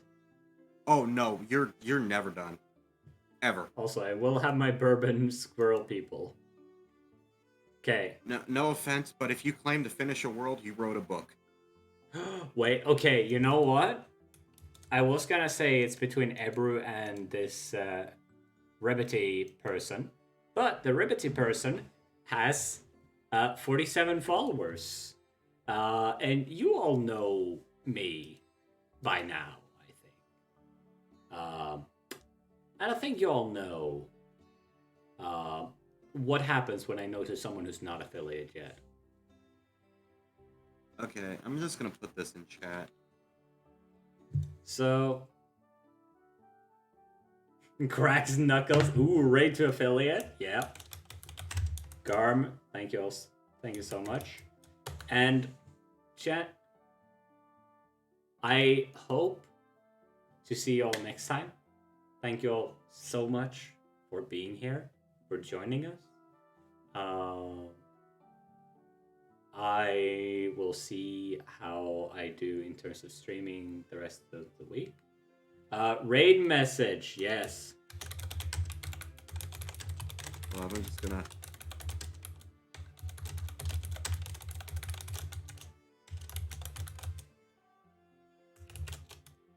There you go, chat.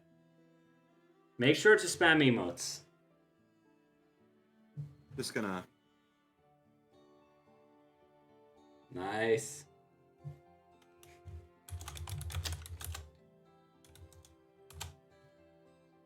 Alright, so chat, I hope to see you all on the other side. We're gonna go over. I'll see you all at the very least next week, unless something happens. And take care. We're gonna add a new room in the Discord where we can speculate about this world and you can brainstorm even when not the podcast is on. And There is one idea, Fizzy. Oh? Start archiving the world on World Anvil. I've got an idea. I'm gonna brainstorm with you after this. Follow me on All Twitter for more shenanigans and to know when I'm live. Also, if you're 18 or above, go to Discord and get the live notification roll. And now, we are going to go. I find it so hard to shine as it is. I don't think I've been this excited in a Come with me. I can show you the way I'm to not even Brodia lying. Castle. Let's go. Oh, And to the VOD we'll viewers. arrive at the Grand Crossing. Thank you all so much. That will take us to the castle. Being here. What is Divine going one. on? If I may. I was wondering about something Queen F said in her letter. Is it true that Lucia has Let's raised go. What is happening? It's true. The fucking panic. I love it. We'd heard rumors to that effect. Huh?